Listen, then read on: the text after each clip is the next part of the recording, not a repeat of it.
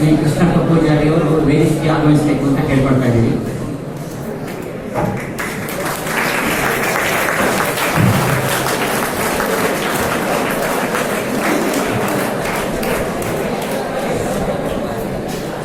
ಓಂ ಶ್ರೀ ಮಂಜುನಾಥಾಯ ನಮಃ. ಸಿರಿಗನ್ನಡಂ ಗೆಲ್ಲಿಗೆ ಎಲ್ಲರಿಗೂ ನಮಸ್ಕಾರ. ಸೈತಯೋಗೋ ಭಾವ ಸಾಹಿತ್ಯಂ, ಮನುಷ್ಯನಿಗೆ ಲೌಕಿಕವಾಗಿ ಅಲೌಕಿಕವಾಗಿ ಆನಂದವನ್ನು ಕೊಡುವಂಥದ್ದು ಸಾಹಿತ್ಯ. ಅಂತಹ ನಾಡು ನುಡಿಗೆ ಸಂಬಂಧಿಸಿದ ಕಾರ್ಯಕ್ರಮದಲ್ಲಿ ನಾವೆಲ್ಲ ಸಾಕ್ಷಿಯಾಗಿದ್ದೇವೆ. ದಕ್ಷಿಣ ಕನ್ನಡ ಜಿಲ್ಲಾ ಕನ್ನಡ ಸಾಹಿತ್ಯ ಪರಿಷತ್ತು ಬೆಳ್ತಂಗಿ ತಾಲೂಕು ಘಟಕ ಮತ್ತು ಶ್ರೀ ಧರ್ಮಸ್ಥಳ ಮಂಜುನಾಥೇಶ್ವರ ವಸತಿ ಪದವಿ ಪೂರ್ವ ಕಾಲೇಜು ಉಜಿರೆಯವರ ಸಂಯುಕ್ತ ಆಶ್ರಯದಲ್ಲಿ ಡಾಕ್ಟರ್ ಟಿ.ಎನ್. ತೊಳ್ಪುಡೆ ನೆನಪು ದತ್ತಿ ಉಪನ್ಯಾಸ ಮತ್ತು ಸನ್ಮಾನ ಕಾರ್ಯಕ್ರಮದ ಸಮಾರಂಭದಲ್ಲಿ ನಾವೆಲ್ಲ ಭಾಗಿಯಾಗಿರ್ತೇವೆ. ಕಾರ್ಯಕ್ರಮದ ಆರಂಭಕ್ಕೂ ಮುನ್ನ ನಾಡಗೀತೆ ವಿದ್ಯಾರ್ಥಿಗಳಿಂದ.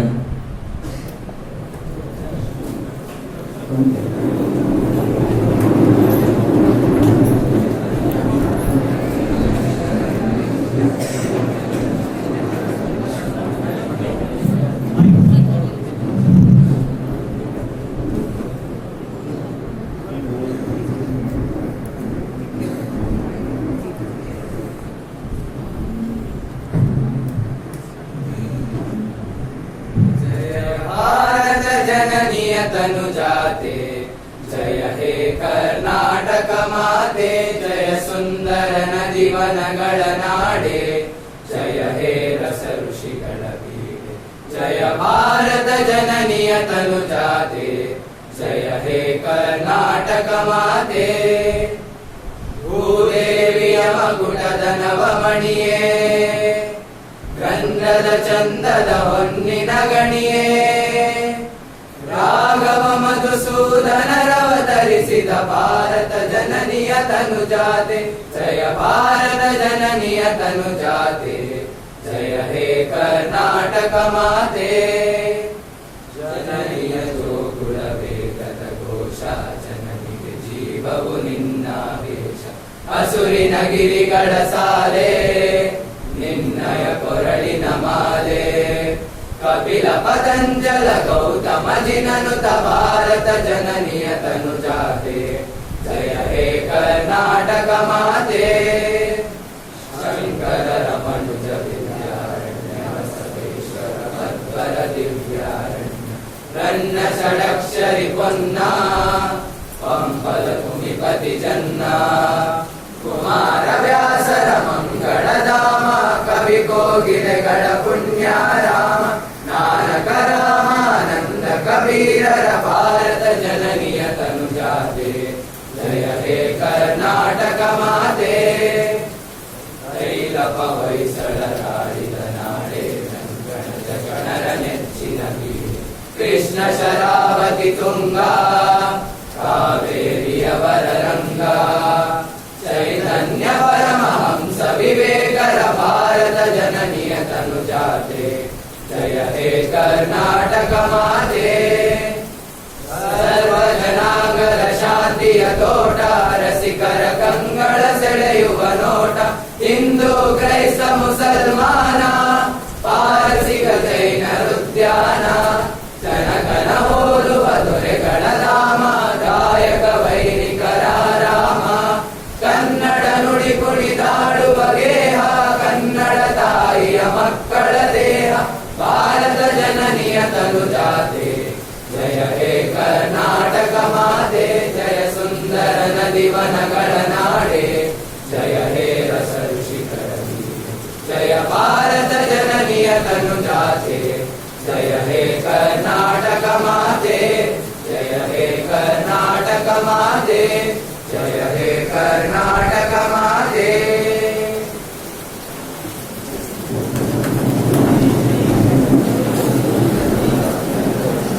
ಈಗ ಪ್ರಸ್ತಾವನೆ, ಸ್ಮರಣೆ ಮತ್ತು ಸ್ವಾಗತ.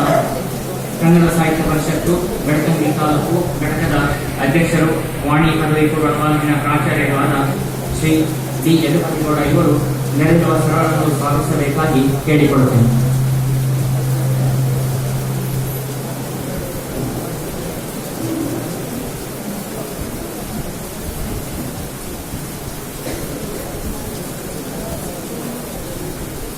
ಓಂ ಶ್ರೀ ಮಂಜುನಾಥಾಯ ನಮಃ.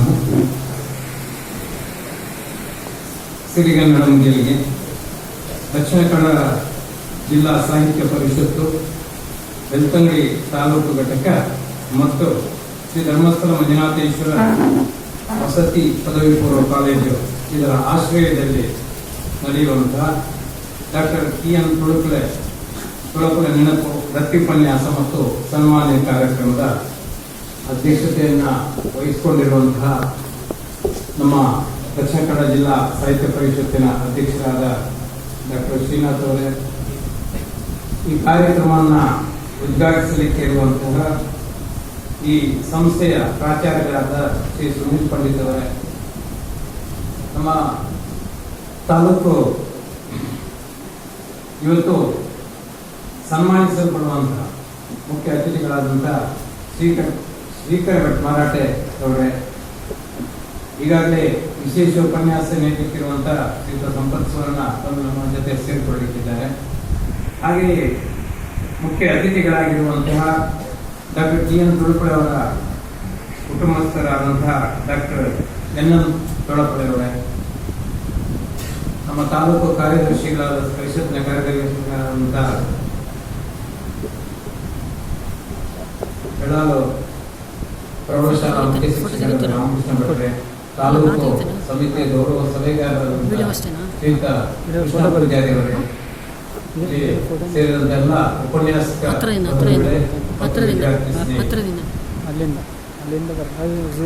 ರಸಾನುಭವದ ಸುಂದರವಾದ ಅಭಿವ್ಯಕ್ತಿ ಸಾಹಿತ್ಯ ಅಂತ ನಿಮಗೆ ಸಾಹಿತ್ಯದ ಪಾಠ ಮಾಡಿದ ಉಪನ್ಯಾಸಕರು ಹೇಳಿದರು. ಸಾಹಿತ್ಯ ಇಲ್ಲದೆ ಬದುಕಿಲ್ಲ. ಬದುಕು ಸಾಹಿತ್ಯದ ಒಂದು ರೂಪ. ನೀವು ಇಲ್ಲಿ ವಿಜ್ಞಾನ ಓದುವ ವಿದ್ಯಾರ್ಥಿಗಳು, ನಮಗೆ ವಿಜ್ಞಾನ ಅದು ಅಭ್ಯಾಸಕ್ಕೆ ಆಯಿತು. ಆದರೆ ನಾವು ಮಾನಸಿಕವಾಗಿ ಸಂತೋಷವಾಗಿರ್ಬೇಕಾದ್ರೆ, ಸದೃಢತೆ ಹೊಂದಿರಬೇಕಾದ್ರೆ ನಮಗೆ ಸಾಹಿತ್ಯ ಬಲು ಮುಖ್ಯ. ಅದು ಕಾವ್ಯ ಇರ್ಬೋದು, ನಾಟಕ ಇರ್ಬೋದು, ಸಂಗೀತ ಇರ್ಬೋದು, ಯಾವುದೇ ಮಾಧ್ಯಮಗಳು ಇರ್ಬೋದು. ಆದ್ರಿಂದ ಆ ರಸದ ಅನುಭವ ಆದಾಗ ನಮಗೆ ಖುಷಿಯಾಗುತ್ತೆ. ಇದು ಸಾಹಿತ್ಯದ ಒಂದು ಮುಖ್ಯ ಅಂಗ. ನಮ್ಮ ದಕ್ಷಿಣ ಕನ್ನಡ ಜಿಲ್ಲಾ ಸಾಹಿತ್ಯ ಪರಿಷತ್ತು ಬೆಳ್ತಂಗಡಿ ತಾಲೂಕು ಘಟಕದ ವತಿಯಿಂದ ಡಾಕ್ಟರ್ ಟಿ.ಎನ್. ತುಳುಕುಲೆ ಅವರು ಒಂದು ದತ್ತಿ ನಿಧಿಯನ್ನ ನಮ್ಮ ರಾಜ್ಯ ಸಾಹಿತ್ಯ ಪರಿಷತ್ತಿನಲ್ಲಿ ಇಟ್ಟಿರುತ್ತಾರೆ. ಪ್ರತಿ ವರ್ಷ ಅವರ ನೆನಪಲ್ಲಿ ಒಂದು ವಿಶೇಷ ಉಪನ್ಯಾಸವನ್ನು ನೀಡಬೇಕು ಸಾಹಿತ್ಯಕ್ಕೆ ಸಂಬಂಧಪಟ್ಟ. ಮತ್ತು ಅದನ್ನು ಮುನ್ನಡೆಸ್ತಾ ಇರುವವರು ಅದು ನಮ್ಮ ಸಾಹಿತ್ಯ ಪರಿಷತ್ತಿನ ವತಿಯಿಂದ ಆದರೂ ಕೂಡ ಡಾಕ್ಟರ್ ತುಳುಕುಲೆ ಅವರ ಅಣ್ಣನ ಮಗ ಈಗ ಡಾಕ್ಟರ್ ಎನ್.ಎಂ. ತುಳುಕುಲೆ ಅವರು ಅದಕ್ಕೆ ಪ್ರೋತ್ಸಾಹ ಕೊಡುತ್ತಾ ಮುಂದುವರಿಸ್ತಾ ಇದ್ದಾರೆ. ಮತ್ತು ಯಾರಿಗಾದರೂ ಒಬ್ಬರಿಗೆ ಸಾಹಿತ್ಯದಲ್ಲಿ ಸಾಧನೆ ಮಾಡಿದವರನ್ನ ಗೌರವಿಸಬೇಕು ಅನ್ನುವಂಥ ಇರಾದೆಯನ್ನು ಅವರು ಇಟ್ಕೊಂಡಿದ್ದಾರೆ. ಆ ದೃಷ್ಟಿಯಿಂದ ನಾವು ಇವತ್ತು ಅವರು ಹೇಳಿದ ಹಾಗೆಯೇ ಶ್ರೀಕರ ಭಟ್ ಮರಾಠೆ ಮಂಡಳಿ ಹಿರಿಯ ಪತ್ರಕರ್ತರು, ಅವರನ್ನ ನಾವು ಈ ಸಂದರ್ಭದಲ್ಲಿ ಗೌರವಿಸಲಿಕ್ಕೆ. ಡಾಕ್ಟರ್ ಟಿ.ಎನ್. ತುಳುಕುಲೆ ಅವರ ಬಗ್ಗೆ ಒಂದೆರಡು ಮಾತು ನಾನು ಹೇಳಬೇಕು. ಬೆಳ್ತಂಗಡಿಯಲ್ಲಿ ಮುಂಡಾಜೆ ದಿಡುಪೆ ಒಂದು ಕಾಲಕ್ಕೆ ಕುಗ್ರಾಮವಾಗಿದ್ದ ಊರದು. ಆ ಕುಗ್ರಾಮದಿಂದ ಬಂದು ವಿದ್ಯಾಭ್ಯಾಸವನ್ನು ಪಡೆದು ಡಾಕ್ಟರ್ ಆಗಿ ಬೆಳ್ತಂಗಡಿಯಲ್ಲಿ ತನ್ನ ಸೇವೆಯನ್ನು ಮಾಡ್ತಾ ಇದ್ದವರು. ಅವರು ವೈದ್ಯರಾದರೂ ಕೂಡ ಸಾಹಿತ್ಯ ಕ್ಷೇತ್ರದಲ್ಲಿ ಬಹಳ ದೊಡ್ಡ ಸಾಧನೆ ಮಾಡಿದ್ದಾರೆ. ನಮಗೆಲ್ಲ ಗೊತ್ತಿಲ್ಲ, ಅವರಲ್ಲಿ ವೈದ್ಯರ ಹತ್ರ ಮಾತ್ರ ಗೊತ್ತಿತ್ತು. ಅವರ ಮನೆಗೆ ಹೋದ್ರೆ ಒಂದು ದೊಡ್ಡ ಗ್ರಂಥ ಭಂಡಾರವೇ ಇತ್ತು. ಆ ಗ್ರಂಥ ಭಂಡಾರವನ್ನ ಬಿಡಿಸಿ ನೋಡಿದಾಗ ಗೊತ್ತಾಗ್ತದೆ ಅವರಿಗೆ ಯಾವೆಲ್ಲ ಜ್ಞಾನ ಇತ್ತು ಅಂತ. ಅವರು ಕನ್ನಡ, ತುಳು, ಸಂಸ್ಕೃತ, ಮರಾಠಿ, ಇಂಗ್ಲಿಷು, ಹಿಂದಿ ಎಲ್ಲ ಭಾಷೆಯನ್ನು ಬಲ್ಲವರಾಗಿದ್ದಾರೆ. ಮತ್ತೆ ಆ ಮೂಲಕ ಸಾಹಿತ್ಯವನ್ನು ಓದಿ ಆ ಮೂಲಕ ಪ್ರತಿಕ್ರಿಯೆ ಕೊಡುವಂತ ಸಾಮರ್ಥ್ಯವನ್ನು ಹೊಂದಿದ್ದಾರೆ. ಅವರ ಗ್ರಂಥ ಭಂಡಾರ ನೋಡಿದ್ರೆ ಕೇವಲ ಸಾಹಿತ್ಯ ಮಾತ್ರ ಅಲ್ಲ, ಧಾರ್ಮಿಕ ಗ್ರಂಥಗಳು, ವಿಜ್ಞಾನದ ಗ್ರಂಥಗಳು, ವೈದ್ಯಕೀಯ ಲೋಕ, ಬೇರೆ ಬೇರೆ ಸಾಹಿತ್ಯದ ವಿವಿಧ ಮಜಲುಗಳಿಗೆ ಸಂಬಂಧಪಟ್ಟಂತ ಕ್ಷೇತ್ರಗಳಿಗೆ ಸಂಬಂಧಪಟ್ಟಂತ ಪದಾರ್ಥಕೋಶಗಳು. ಅದು ನೀವು ಭಗವದ್ಗೀತೆ ಇರಬಹುದು, ಬೈಬಲ್ ಇರಬಹುದು, ಪುರಾಣ ಇರಬಹುದು, ಎಲ್ಲ ಗ್ರಂಥಗಳು ಅವರಲ್ಲಿ. ಮತ್ತೆ ಬೇರೆ ಬೇರೆ ವಿಮರ್ಶಾ ಕೃತಿಗಳು, ಅದು ತುಳುವಿನ ಕೃತಿಗಳು ಕೂಡ ಅವರಲ್ಲಿದೆ. ಈಗ ಅದನ್ನು ಈಗ ಗೊತ್ತಿದೆ ನಿಮಗೆ, ಓದುವ ಸಂಸ್ಕೃತಿ ಕಡಿಮೆ ಆದ ಈ ಕಾಲದಲ್ಲಿ ಅದನ್ನು ಯಾರು ಅವರ ಮನೆ ಇಟ್ಕೊಂಡು ಏನು ಮಾಡೋದು? ಸುಮ್ಮನೆ ಕಪಾಟಿನೊಳಗಡೆ ಇರುವುದಕ್ಕಿಂತ ಯಾವುದಾದ್ರೂ ಸಂಸ್ಥೆಗಳಿಗೆ ಕೊಟ್ಟರೆ ಅಲ್ಲಿ ವಿದ್ಯಾರ್ಥಿಗಳು, ಉಪನ್ಯಾಸಕರು, ಅದು ಅಭ್ಯಾಸಕ್ಕೆ ಬೇಕಾಗಿರ್ಬೋದು, ಕುತೂಹಲದಿಂದ ಇರಬಹುದು, ಇಂಥದ್ದು ಪುಸ್ತಕ ಇದೆ ಎಲ್ಲ ನೋಡುವಂತ ಆ ದೃಷ್ಟಿಯಿಂದ ಅಲ್ಲಿ 4 ಜನಕ್ಕೆ ಉಪಯೋಗ ಆಗಲಿ ಅನ್ನೋ ದೃಷ್ಟಿಯಿಂದ ಇಡೀ ಅವರ ಗ್ರಂಥ ಭಂಡಾರವನ್ನು ತಾಲೂಕಿನ ಬೇರೆ ಬೇರೆ ಕಾಲೇಜುಗಳಿಗೆ ಪುಸ್ತಕವನ್ನು ದಾನ ಮಾಡಿದ್ದಾರೆ. ಸುಮಾರು 200-300ಕ್ಕಿಂತ ಜಾಸ್ತಿ ಗ್ರಂಥಗಳನ್ನ ನಮ್ಮ ಸಂಸ್ಥೆಗೆ ಕೊಟ್ಟಿದ್ದಾರೆ. ನನಗೆ ಆಶ್ಚರ್ಯ ಆಯ್ತು, ಅದನ್ನೆಲ್ಲ ಕೆಲವರು ನಾನು ಬಿಡಿಸಿ ನೋಡಿದೆ ಅಷ್ಟೇ ಇವತ್ತು ನಿನ್ನೆ. ಎಂತ ಒಂದು ಅದ್ಭುತವಾದ ಒಂದು ಪ್ರಪಂಚ, ಜ್ಞಾನದ ಪ್ರಪಂಚ ಇದೆ ಅಂತ. ನಾವು ಇವತ್ತು ಪಠ್ಯಕ್ಕೆ ಬೇಕಾದ್ರಿಂದ ಆಚೆಗೆ ಏನು ಹೋಗುವುದಿಲ್ಲ. ಯಾಕಂದ್ರೆ ನಮ್ಮ ಈ ಮೊಬೈಲ್ ಅಲ್ಲಿ ಸಿಗ್ತಾರೆ, ನಮಗೆ ಬೇಕಾದ ಏನು ಅಂತ ಮೊಬೈಲ್ ಅಲ್ಲಿ ಸಿಗ್ತಾರೆ, ಏನು ಎಷ್ಟು ಬೇಕು ಅಷ್ಟು ಮಾತ್ರ ಸಿಗ್ತದೆ. ಆದ್ರೆ ನಮ್ಗೆ ಅದರ ಪೂರ್ಣವಾದ ಜ್ಞಾನ ಬೇಕಾದ್ರೆ ನಾವು ಇವತ್ತು ಕೂಡ ಆ ಪುಸ್ತಕದ ಕಡೆಗೆ ಹೋಗ್ಬೇಕಾಗುತ್ತೆ. ಅಂತ ಒಂದು ಬೃಹತ್ ಗ್ರಂಥ ಭಂಡಾರವನ್ನೇ ಹೊಂದಿದಂತ ವ್ಯಕ್ತಿ ಡಾಕ್ಟರ್ ತುಳುಪುಳೆ. ಅವರು ಕೊನೆ ಕಾಲದಲ್ಲಿ ಸಾಹಿತ್ಯ ಪರಿಷತ್ ನಮ್ಮ ತಾಲೂಕು ಅಧ್ಯಕ್ಷರು ಕೂಡ, ಒಂದು ಸಮ್ಮೇಳನದ ಅಧ್ಯಕ್ಷರು ಕೂಡ ಆಗಿದ್ರು. ಅವರಲ್ಲಿ ಹೋಗಿ ಮಾತಾಡಿದಾಗ ಮಾತ್ರ ಗೊತ್ತಾಗ್ತಿತ್ತು, ಮತ್ತು ಅವರ ಮನೆಗೆ ಹೋಗಿ ನೋಡಿದಾಗ ಮಾತ್ರ ಗೊತ್ತಾಗ್ತಿತ್ತು ಇವರಲ್ಲಿ ಇಷ್ಟು ಜ್ಞಾನ ಭಂಡಾರ ಇದೆ, ಅವರಲ್ಲಿ ಸ್ಟಾಕ್ ಇದೆ ಅಂತ. ಬಹಳ ವಿದ್ವತ್ಪೂರ್ಣವಾದ ಹಳೆಯ ಗ್ರಂಥಗಳು ಅವರ ಲೈಬ್ರರಿಯಲ್ಲಿ ಇದ್ವು. ಹಾಗಾಗಿ ಅದನ್ನ ಮುಂದಿನ ತಲೆಮಾರು ಓದಬೇಕು, ತಿಳ್ಕೊಳ್ಬೇಕು ಅನ್ನುವಂತ ದೃಷ್ಟಿಯಿಂದ ಅವರು ಬೇರೆ ಬೇರೆ ಕಾಲೇಜುಗಳಿಗೆ ಅದನ್ನ ಕೊಟ್ಟಿದ್ದಾರೆ. ಮತ್ತು ಇವತ್ತು ಪ್ರತಿ ವರ್ಷ ನಮಗೆ ಬೆಳ್ತಂಗಡಿ ತಾಲೂಕಲ್ಲಿ ಜಾಸ್ತಿ ದತ್ತಿ ಉಪನ್ಯಾಸ ಇಲ್ಲ, ಒಂದು ಮಾತ್ರ ಇರೋದು. ಈ ಬಂಟ್ವಾಳದಲ್ಲಿ ಹೈಯೆಸ್ಟ್ ಇದೆ. ಇವರು 50,000 ರೂಪಾಯಿಯನ್ನ ಸಾಹಿತ್ಯ ಪರಿಷತ್ ಬೆಂಗಳೂರಲ್ಲಿ ದತ್ತಿ ನಿಧಿಯಾಗಿಟ್ಟು ಅದರಲ್ಲಿ ಬರುವ ಬಡ್ಡಿಯಿಂದ ನಡೆಸುವಂತ ಒಂದು ಕಾರ್ಯಕ್ರಮ. ಒಬ್ಬರನ್ನು ಕರೆದು ಉಪನ್ಯಾಸ ಕೊಡೋದು, ಅಲ್ಲಿ ಬಡ್ಡಿಯಿಂದ ಇಂಥ ಒಂದು ಕಾರ್ಯಕ್ರಮ ಮಾಡಲಿಕ್ಕೆ ಆಗುದಿಲ್ಲ. ಅದಕ್ಕಾಗಿ ಡಾಕ್ಟರ್ ಏನ್ ಮಾಡಿದ್ರು ಅಂತ ಹೇಳಿದ್ರೆ, ಬಾಕಿ ವ್ಯವಸ್ಥೆ ನಾನು ಮಾಡ್ತೇನೆ. ಅಲ್ಲಿ ಇರುವುದೇನು ಅಂತ ಹೇಳಿದ್ರೆ, ಒಬ್ಬ ಬರುವಂತ ವ್ಯಕ್ತಿಗೆ ರೆಮ್ಯುನರೇಷನ್ ಕೊಡುವಂತ ಒಂದು ಇದಷ್ಟೇ ಇರುತ್ತೆ, ಬಂದು ಹೋಗುವ ಬಸ್ಸಿನ ಖರ್ಚಿನ ವ್ಯವಸ್ಥೆಗಳು. ಆದ್ರಿಂದ ಎಷ್ಟೋ ಕಡೆ ದತ್ತಿ ಉಪನ್ಯಾಸಗಳು ನಡೆಯುವುದೇ ಇಲ್ಲ, ಎಲ್ಲವೂ ಕೂಡ ಬೇರೆ ಕಡೆ ಸಾಧ್ಯ ಇಲ್ಲ ಅಂತ. ಈ ಅದರ 50,000 ಅಥವಾ ಕೆಲವು 10,000 ಇಟ್ಟಿದ್ದಾರೆ. 10,000 ಬಡ್ಡಿ ಎಷ್ಟು ನಡೆಯಲಿಕ್ಕೆ ಸಾಧ್ಯ ವರ್ಷದಲ್ಲಿ ಈ ದೃಷ್ಟಿಯಿಂದ. ಆದ್ರೆ ಇವರು 50,000 ರೂಪಾಯಿಗಳನ್ನು ಇಟ್ಟಿದ್ದಾರೆ. ಆದ್ರಿಂದ ಇವತ್ತು ನಮ್ಮೆದುರು ಡಾಕ್ಟರ್ TN ತುಳುಪುಳೆಯವರಿಲ್ಲ. ಆದ್ರೆ ಅವರನ್ನು ಪ್ರತಿ ವರ್ಷ ನಾವು ನೆನಪು ಮಾಡಿಕೊಳ್ಳುವಂತ ಒಂದು ಕೆಲಸವನ್ನ ಅವರು ಈ ಸಾಹಿತ್ಯಿಕ ಜಗತ್ತಿಗೆ ಬಿಟ್ಟು ಹೋಗಿದ್ದಾರೆ. ಆ ದೃಷ್ಟಿಯಿಂದ ಇವತ್ತು ನಾವು ಈ ಕಾರ್ಯಕ್ರಮವನ್ನ ಈ ಸಂಸ್ಥೆಯಲ್ಲಿ ಹಮ್ಮಿಕೊಂಡಿದ್ದಾರೆ. ಪ್ರಾಂಶುಪಾಲರು ಅದಕ್ಕೆ ಒಪ್ಪಿಗೆಯನ್ನು ನೀಡಿದ್ದಾರೆ. ಅಂದ್ರೆ ಕಳೆದ ವರ್ಷ ನಾವು ಬೆಳ್ತಂಗಡಿಯಲ್ಲೇ ಮಾಡಿದೆವು. ಮತ್ತೊಂದು ಏನು ಅಂತ ಹೇಳಿದ್ರೆ, ಈ ಜ್ಞಾನದ ಪ್ರಸಾರ ಅನ್ನುವಂತ ಒಂದು ವ್ಯವಸ್ಥೆ ಶಾಲಾ ಕಾಲೇಜುಗಳು. ಹಾಗಾಗಿ ಅಲ್ಲಿ ಈ ಉಪನ್ಯಾಸವನ್ನು ಇಟ್ಕೊಂಡ್ರೆ ಒಂದಷ್ಟು ಮಕ್ಕಳಿಗೆ ಪ್ರಯೋಜನ ಆಗುತ್ತೆ. ನೀವು ಸಾರ್ವಜನಿಕ ಪ್ರದೇಶದಲ್ಲಿ ಈ ಕಾರ್ಯಕ್ರಮ ಅಂತ ಇಟ್ಕೊಂಡ್ರೆ 1-10 ಜನ ಕೂಡ ಬರಬೇಕು. ಯಾಕಂದ್ರೆ ಈಗ ಪುರುಸೊತ್ತು ಇಲ್ಲ, ಯಾರಿಗೂ ಪುರುಸೊತ್ತು ಮಾಡ್ಕೊಂಡು ಬರ್ಬೇಕು. ಎಲ್ಲರಿಗೂ ವಿದ್ಯಾರ್ಥಿಗಳಿಗೂ ಪುರುಸೊತ್ತಿಲ್ಲ. ಪುರುಸೊತ್ತು ಪಿರಿಯಡ್ ಮಾಡಿದ್ರಿಂದ ಮಾತ್ರ, ಇಲ್ಲದ್ರೆ ಅವರಲ್ಲಿ ಕೇಳಿದ್ರೆ ಪುರುಸೊತ್ತಿಲ್ಲ ಏನೇ. ಆದ್ರೆ ಇಷ್ಟು ವಿದ್ಯಾರ್ಥಿಗಳಿಗೆ ಒಂದು ಸಾಹಿತ್ಯದ ಬಗ್ಗೆ ಸ್ವಲ್ಪ ಒಂದು ಪ್ರೇರಣೆ ಸಿಗುವಂತ ಕೆಲಸ ಈ ಪರಿಷತ್ತಿನ ವತಿಯಿಂದ ಆಗುತ್ತೆ, ಮತ್ತು ಡಾಕ್ಟರ್ TN ತುಳುಪುಳೆ ಅವರ ಒಂದು ನೆನಪಿನಿಂದ ಆಗುತ್ತೆ ಅಂತ ನಾನು ಭಾವಿಸ್ತೇನೆ. ಹೀಗಾಗಿ ಇವತ್ತಿನ ಈ ಕಾರ್ಯಕ್ರಮದಲ್ಲಿ ಅವರು ಒಬ್ಬರನ್ನ ಸನ್ಮಾನಿಸಬೇಕು ಅಂತ ಹೇಳಿ ಶ್ರೀಕರ ಭಟ್ ಮರಾಠೆ ಮುಂಡಾಜಿಗೆ ನಮಗೆಲ್ಲ ಬಾರಿ ಅಪರೂಪದ ಮನುಷ್ಯರು. ಅಂದ್ರೆ ವಿದ್ಯಾಭ್ಯಾಸವನ್ನ ಮಾಡಿ ಅವರು ಉದ್ಯೋಗದ ನಿಮಿತ್ತ ನಮ್ಮ ಊರನ್ನು ಬಿಟ್ಟು ಪರ ಊರಿಗೆ ಹೋದವರು. ಮೂಲತಃ ಕಾರ್ಕಳ ಈದು ಗ್ರಾಮದಲ್ಲಿ ಪ್ರೈಮರಿ ಸ್ಕೂಲ್ ಅನ್ನ, ಕಾರ್ಕಳ ಗೌಡ ಹೈಸ್ಕೂಲ್ ಅಲ್ಲಿ ಹೈಸ್ಕೂಲ್ ಶಿಕ್ಷಣವನ್ನು ಮುಗಿಸಿದವರು ಅವರು. ನಂತರ ಗೋನೇಂದ್ರ ಕಾಲೇಜಿನಲ್ಲಿ ಡಿಗ್ರಿ, ಪೂರ್ಣ ಪ್ರಜ್ಞೆ ಕಾಲೇಜಿನಲ್ಲಿ ನಂತರ ಕನ್ನಡ ಪಂಡಿತರಾಗಿದ್ದಾರೆ.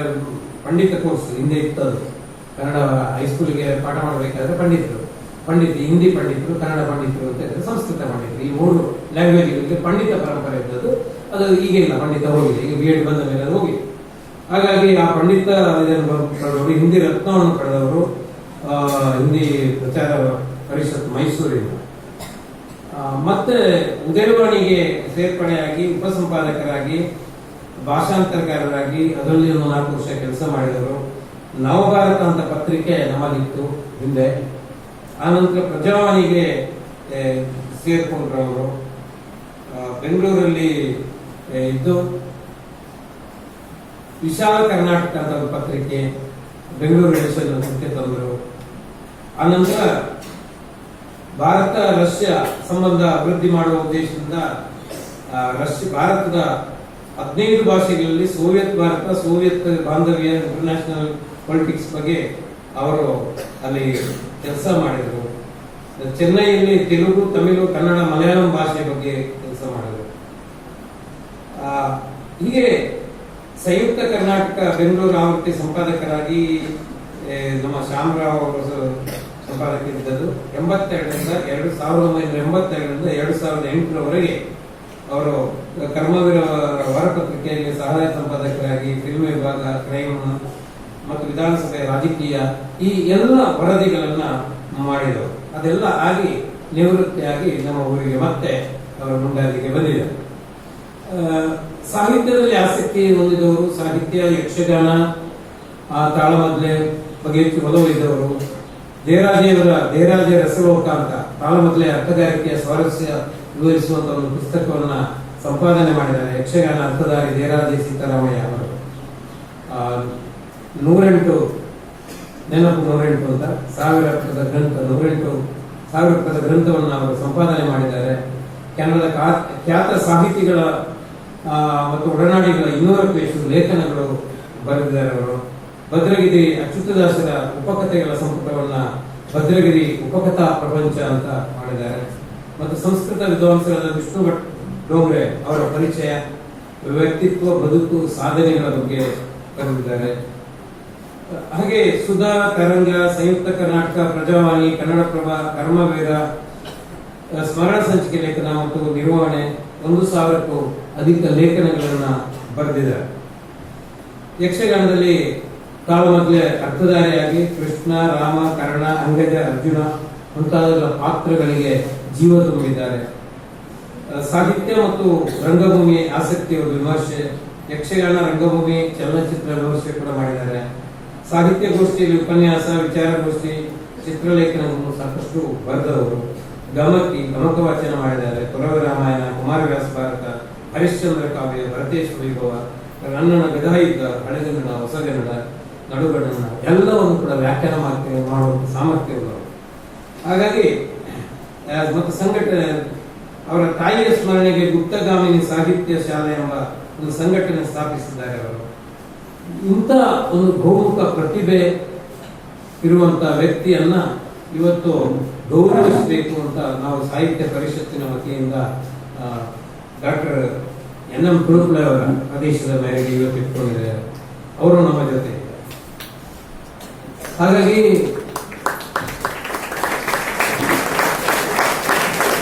ಅವರನ್ನು ನಾನು ವಿಶೇಷವಾಗಿ ಅಧ್ಯಕ್ಷರನ್ನು ಮತ್ತು ಇವರನ್ನು ಸಾಧಿಸುವ ಬದಲು ಅವರನ್ನ ನಾನು ವಿಶೇಷವಾಗಿ ಪರಿಚಯಿಸ್ತಾ ಈ ಕಾರ್ಯಕ್ರಮಕ್ಕೆ ಸ್ವಾಗತಿಸ್ತಾ ಇದ್ದೇನೆ.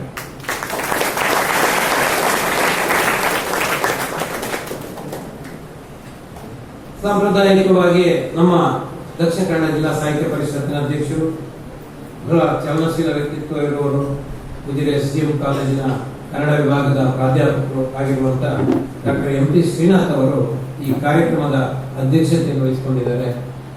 ಅವರನ್ನು ನಾನು ಈ ಕಾರ್ಯಕ್ರಮಕ್ಕೆ ತಾಲೂಕು ಸಾಹಿತ್ಯ ಪರಿಷತ್ತು ಮತ್ತು ಈ ಕಾಲೇಜಿನ ವತಿಯಿಂದ ಬಹಳ ಆತ್ಮೀಯವಾಗಿ ಸ್ವಾಗತಿಸುತ್ತೇನೆ. ಇವತ್ತು ಈ ಕಾರ್ಯಕ್ರಮವನ್ನ SDM ಶಿಕ್ಷಣ ಸಂಸ್ಥೆಯ ಕಾರ್ಯದರ್ಶಿಗಳಾದ ಡಾಕ್ಟರ್ ಸತೀಶ್ ಚಂದ್ರ ಅವರು ಉದ್ಘಾಟನೆ ಮಾಡಬೇಕಿತ್ತು. ಅನಿವಾರ್ಯ ಕಾರಣಗಳಿಂದ ಅವರಿಗೆ ಬರಲಿಕ್ಕಾಗಲಿಲ್ಲ. ಆ ಕೆಲಸವನ್ನ ನಿರ್ವಹಿಸುವವರು ಈ ಸಂಸ್ಥೆಯ ಪ್ರಾಂಶುಪಾಲರಾದ ಶ್ರೀಯುತ ಸುನೀಲ್ ಪಂಡಿತರು ಅವರನ್ನು ಕೂಡ ಈ ಕಾರ್ಯಕ್ರಮಕ್ಕೆ ಸಾಹಿತ್ಯ ಪರಿಷತ್ತು ಮತ್ತು ನಿಮ್ಮೆಲ್ಲರ ಪರವಾಗಿ ನಾನು ಬಹಳ ಆತ್ಮೀಯವಾಗಿ ಸ್ವಾಗತಿಸ್ತೇನೆ.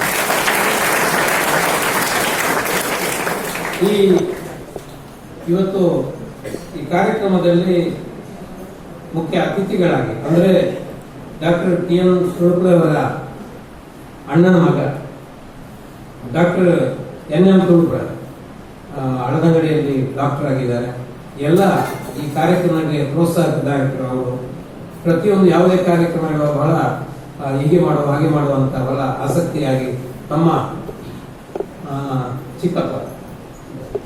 ಚಿಕ್ಕಪ್ಪನ ನೆನಪನ್ನ ಮತ್ತೆ ಸಾರಸ್ವತ ಲೋಕಕ್ಕೆ ಕೊಂಡೊಯ್ತಾ ಇರುವವರು ಡಾಕ್ಟರ್ ಎಂ.ಎನ್. ತುಳುಪುರ ಅವರು ಇದ್ದಾರೆ, ಅವರ ಶ್ರೀಮತಿಯವರು ಇಲ್ಲಿದ್ದಾರೆ. ಅವರಿಬ್ಬರನ್ನು ಕೂಡ ನಾನು ಈ ಕಾರ್ಯಕ್ರಮಕ್ಕೆ ವಿಶೇಷವಾಗಿ ಸ್ವಾಗತಿಸುತ್ತೇನೆ. ನಮ್ಮ ತಾಲೂಕು ಸಾಹಿತ್ಯ ಪರಿಷತ್ತಿನ ಸಲಹೆಗಾರರಾದಂತಹ ಮಾರ್ಗದರ್ಶಕರಾದಂತಹ ಕಳೆದ ವರ್ಷದ ನಮ್ಮ ತಾಲೂಕು ಸಾಹಿತ್ಯ ಬೆಳ್ತಂಗಡಿ ತಾಲೂಕು ಸಾಹಿತ್ಯ ಸಮ್ಮೇಳನದ ಅಧ್ಯಕ್ಷರು ಆಗಿದ್ದಂತಹ ಪ್ರೊಫೆಸರ್ ಕೃಷ್ಣ ಪೂಜಾರಿ ಅವರು ನಮ್ಮ ಜೊತೆ ಇದ್ದಾರೆ. ಅವರನ್ನು ಕೂಡ ಈ ಕಾರ್ಯಕ್ರಮಕ್ಕೆ ನಾನು ಬಹಳ ಪ್ರೀತಿಯಿಂದ ಸ್ವಾಗತಿಸುತ್ತೇನೆ. ನಮ್ಮ ಎಲ್ಲ ಕಾರ್ಯಕ್ರಮಗಳನ್ನು ಬಹಳ ಅಚ್ಚುಕಟ್ಟಾಗಿ ಚೌಕಟ್ಟಿನಲ್ಲಿ ನಿರ್ದೇಶನ ಮಾಡುವವರು ಮತ್ತು ವ್ಯವಸ್ಥೆ ಮಾಡುವವರು ನಮ್ಮ ತಾಲೂಕು ಸಾಹಿತ್ಯ ಪರಿಷತ್ತಿನ ಕಾರ್ಯದರ್ಶಿಗಳು ಹಾಗೂ ಬೆಳಾಳ ಪ್ರೌಢಶಾಲಾ ಮುಖ್ಯ ಶಿಕ್ಷಕರಾದ ರಾಮಕೃಷ್ಣ ಭಟ್ ಚುಕ್ಕಾಡಿಯವರು. ಅವರು ವೇದಿಕೆಯಲ್ಲಿದ್ದಾರೆ. ಅವರನ್ನು ಕೂಡ ಈ ಕಾರ್ಯಕ್ರಮಕ್ಕೆ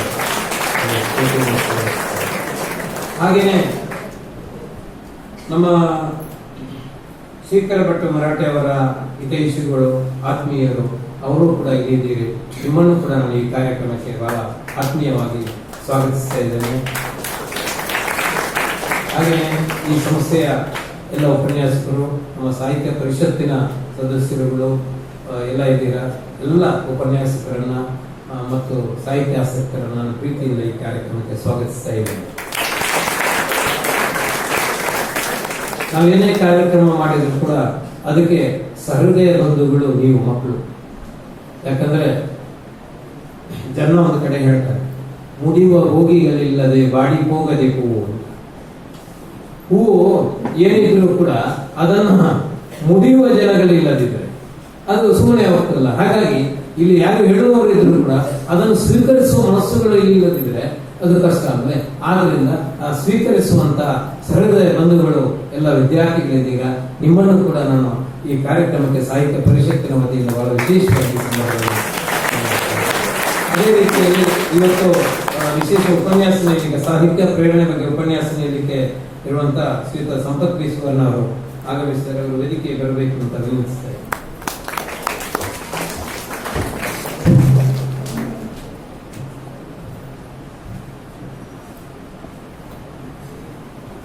ಸಂಪತ್ ಬಿ ಸುವರ್ಣ ಅವರು ಅಧ್ಯಕ್ಷರು, ಸುವರ್ಣ ಸಾಂಸ್ಕೃತಿಕ ಪ್ರತಿಷ್ಠಾನದಲ್ಲಿ ಬೆಳ್ತಂಗಡಿಯಲ್ಲಿ ಒಂದು ಸಾಂಸ್ಕೃತಿಕ ಕಾರ್ಯಕ್ರಮಗಳು ನಡೆಸ್ತಾ ಬರುವ ಸುವರ್ಣ ಆರ್ಕೇಡ್ನ ಮಾಲೀಕರು, ಸಾಹಿತ್ಯ ಸಂಸ್ಕೃತಿ ಇದರಲ್ಲಿ ಆಸಕ್ತಿ ಉಳ್ಳವರು ಮತ್ತು ಒಳ್ಳೆಯ ಉಪನ್ಯಾಸಕರು ಕೂಡ, ಉಪನ್ಯಾಸ ನೀಡುವವರು ಕೂಡ.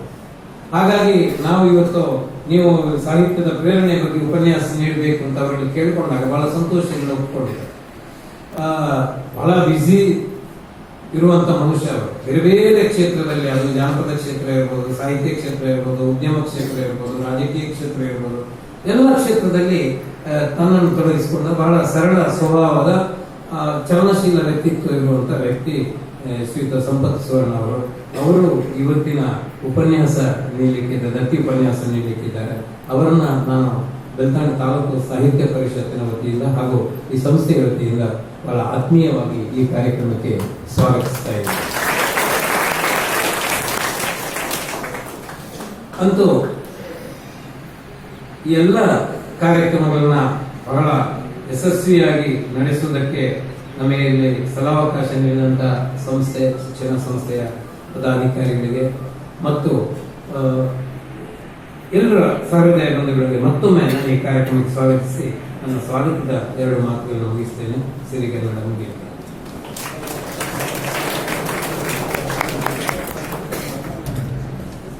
ಸರ್ವರನ್ನು ಸ್ವಾಗತಿಸಿದ ತಮಗೂ ಸ್ವಾಗತ ಸರ್.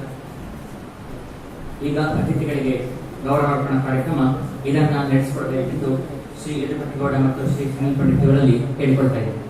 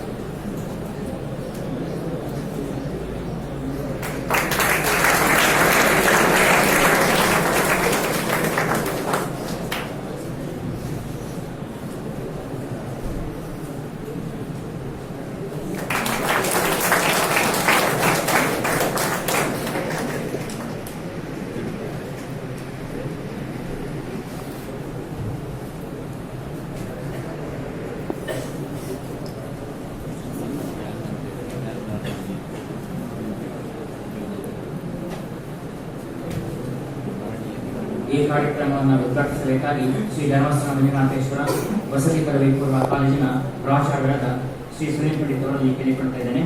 ತಾವು ಕಾರ್ಯಕ್ರಮ ಉದ್ಘಾಟಿಸಬೇಕಾಗಿ ವಿನಂತಿ.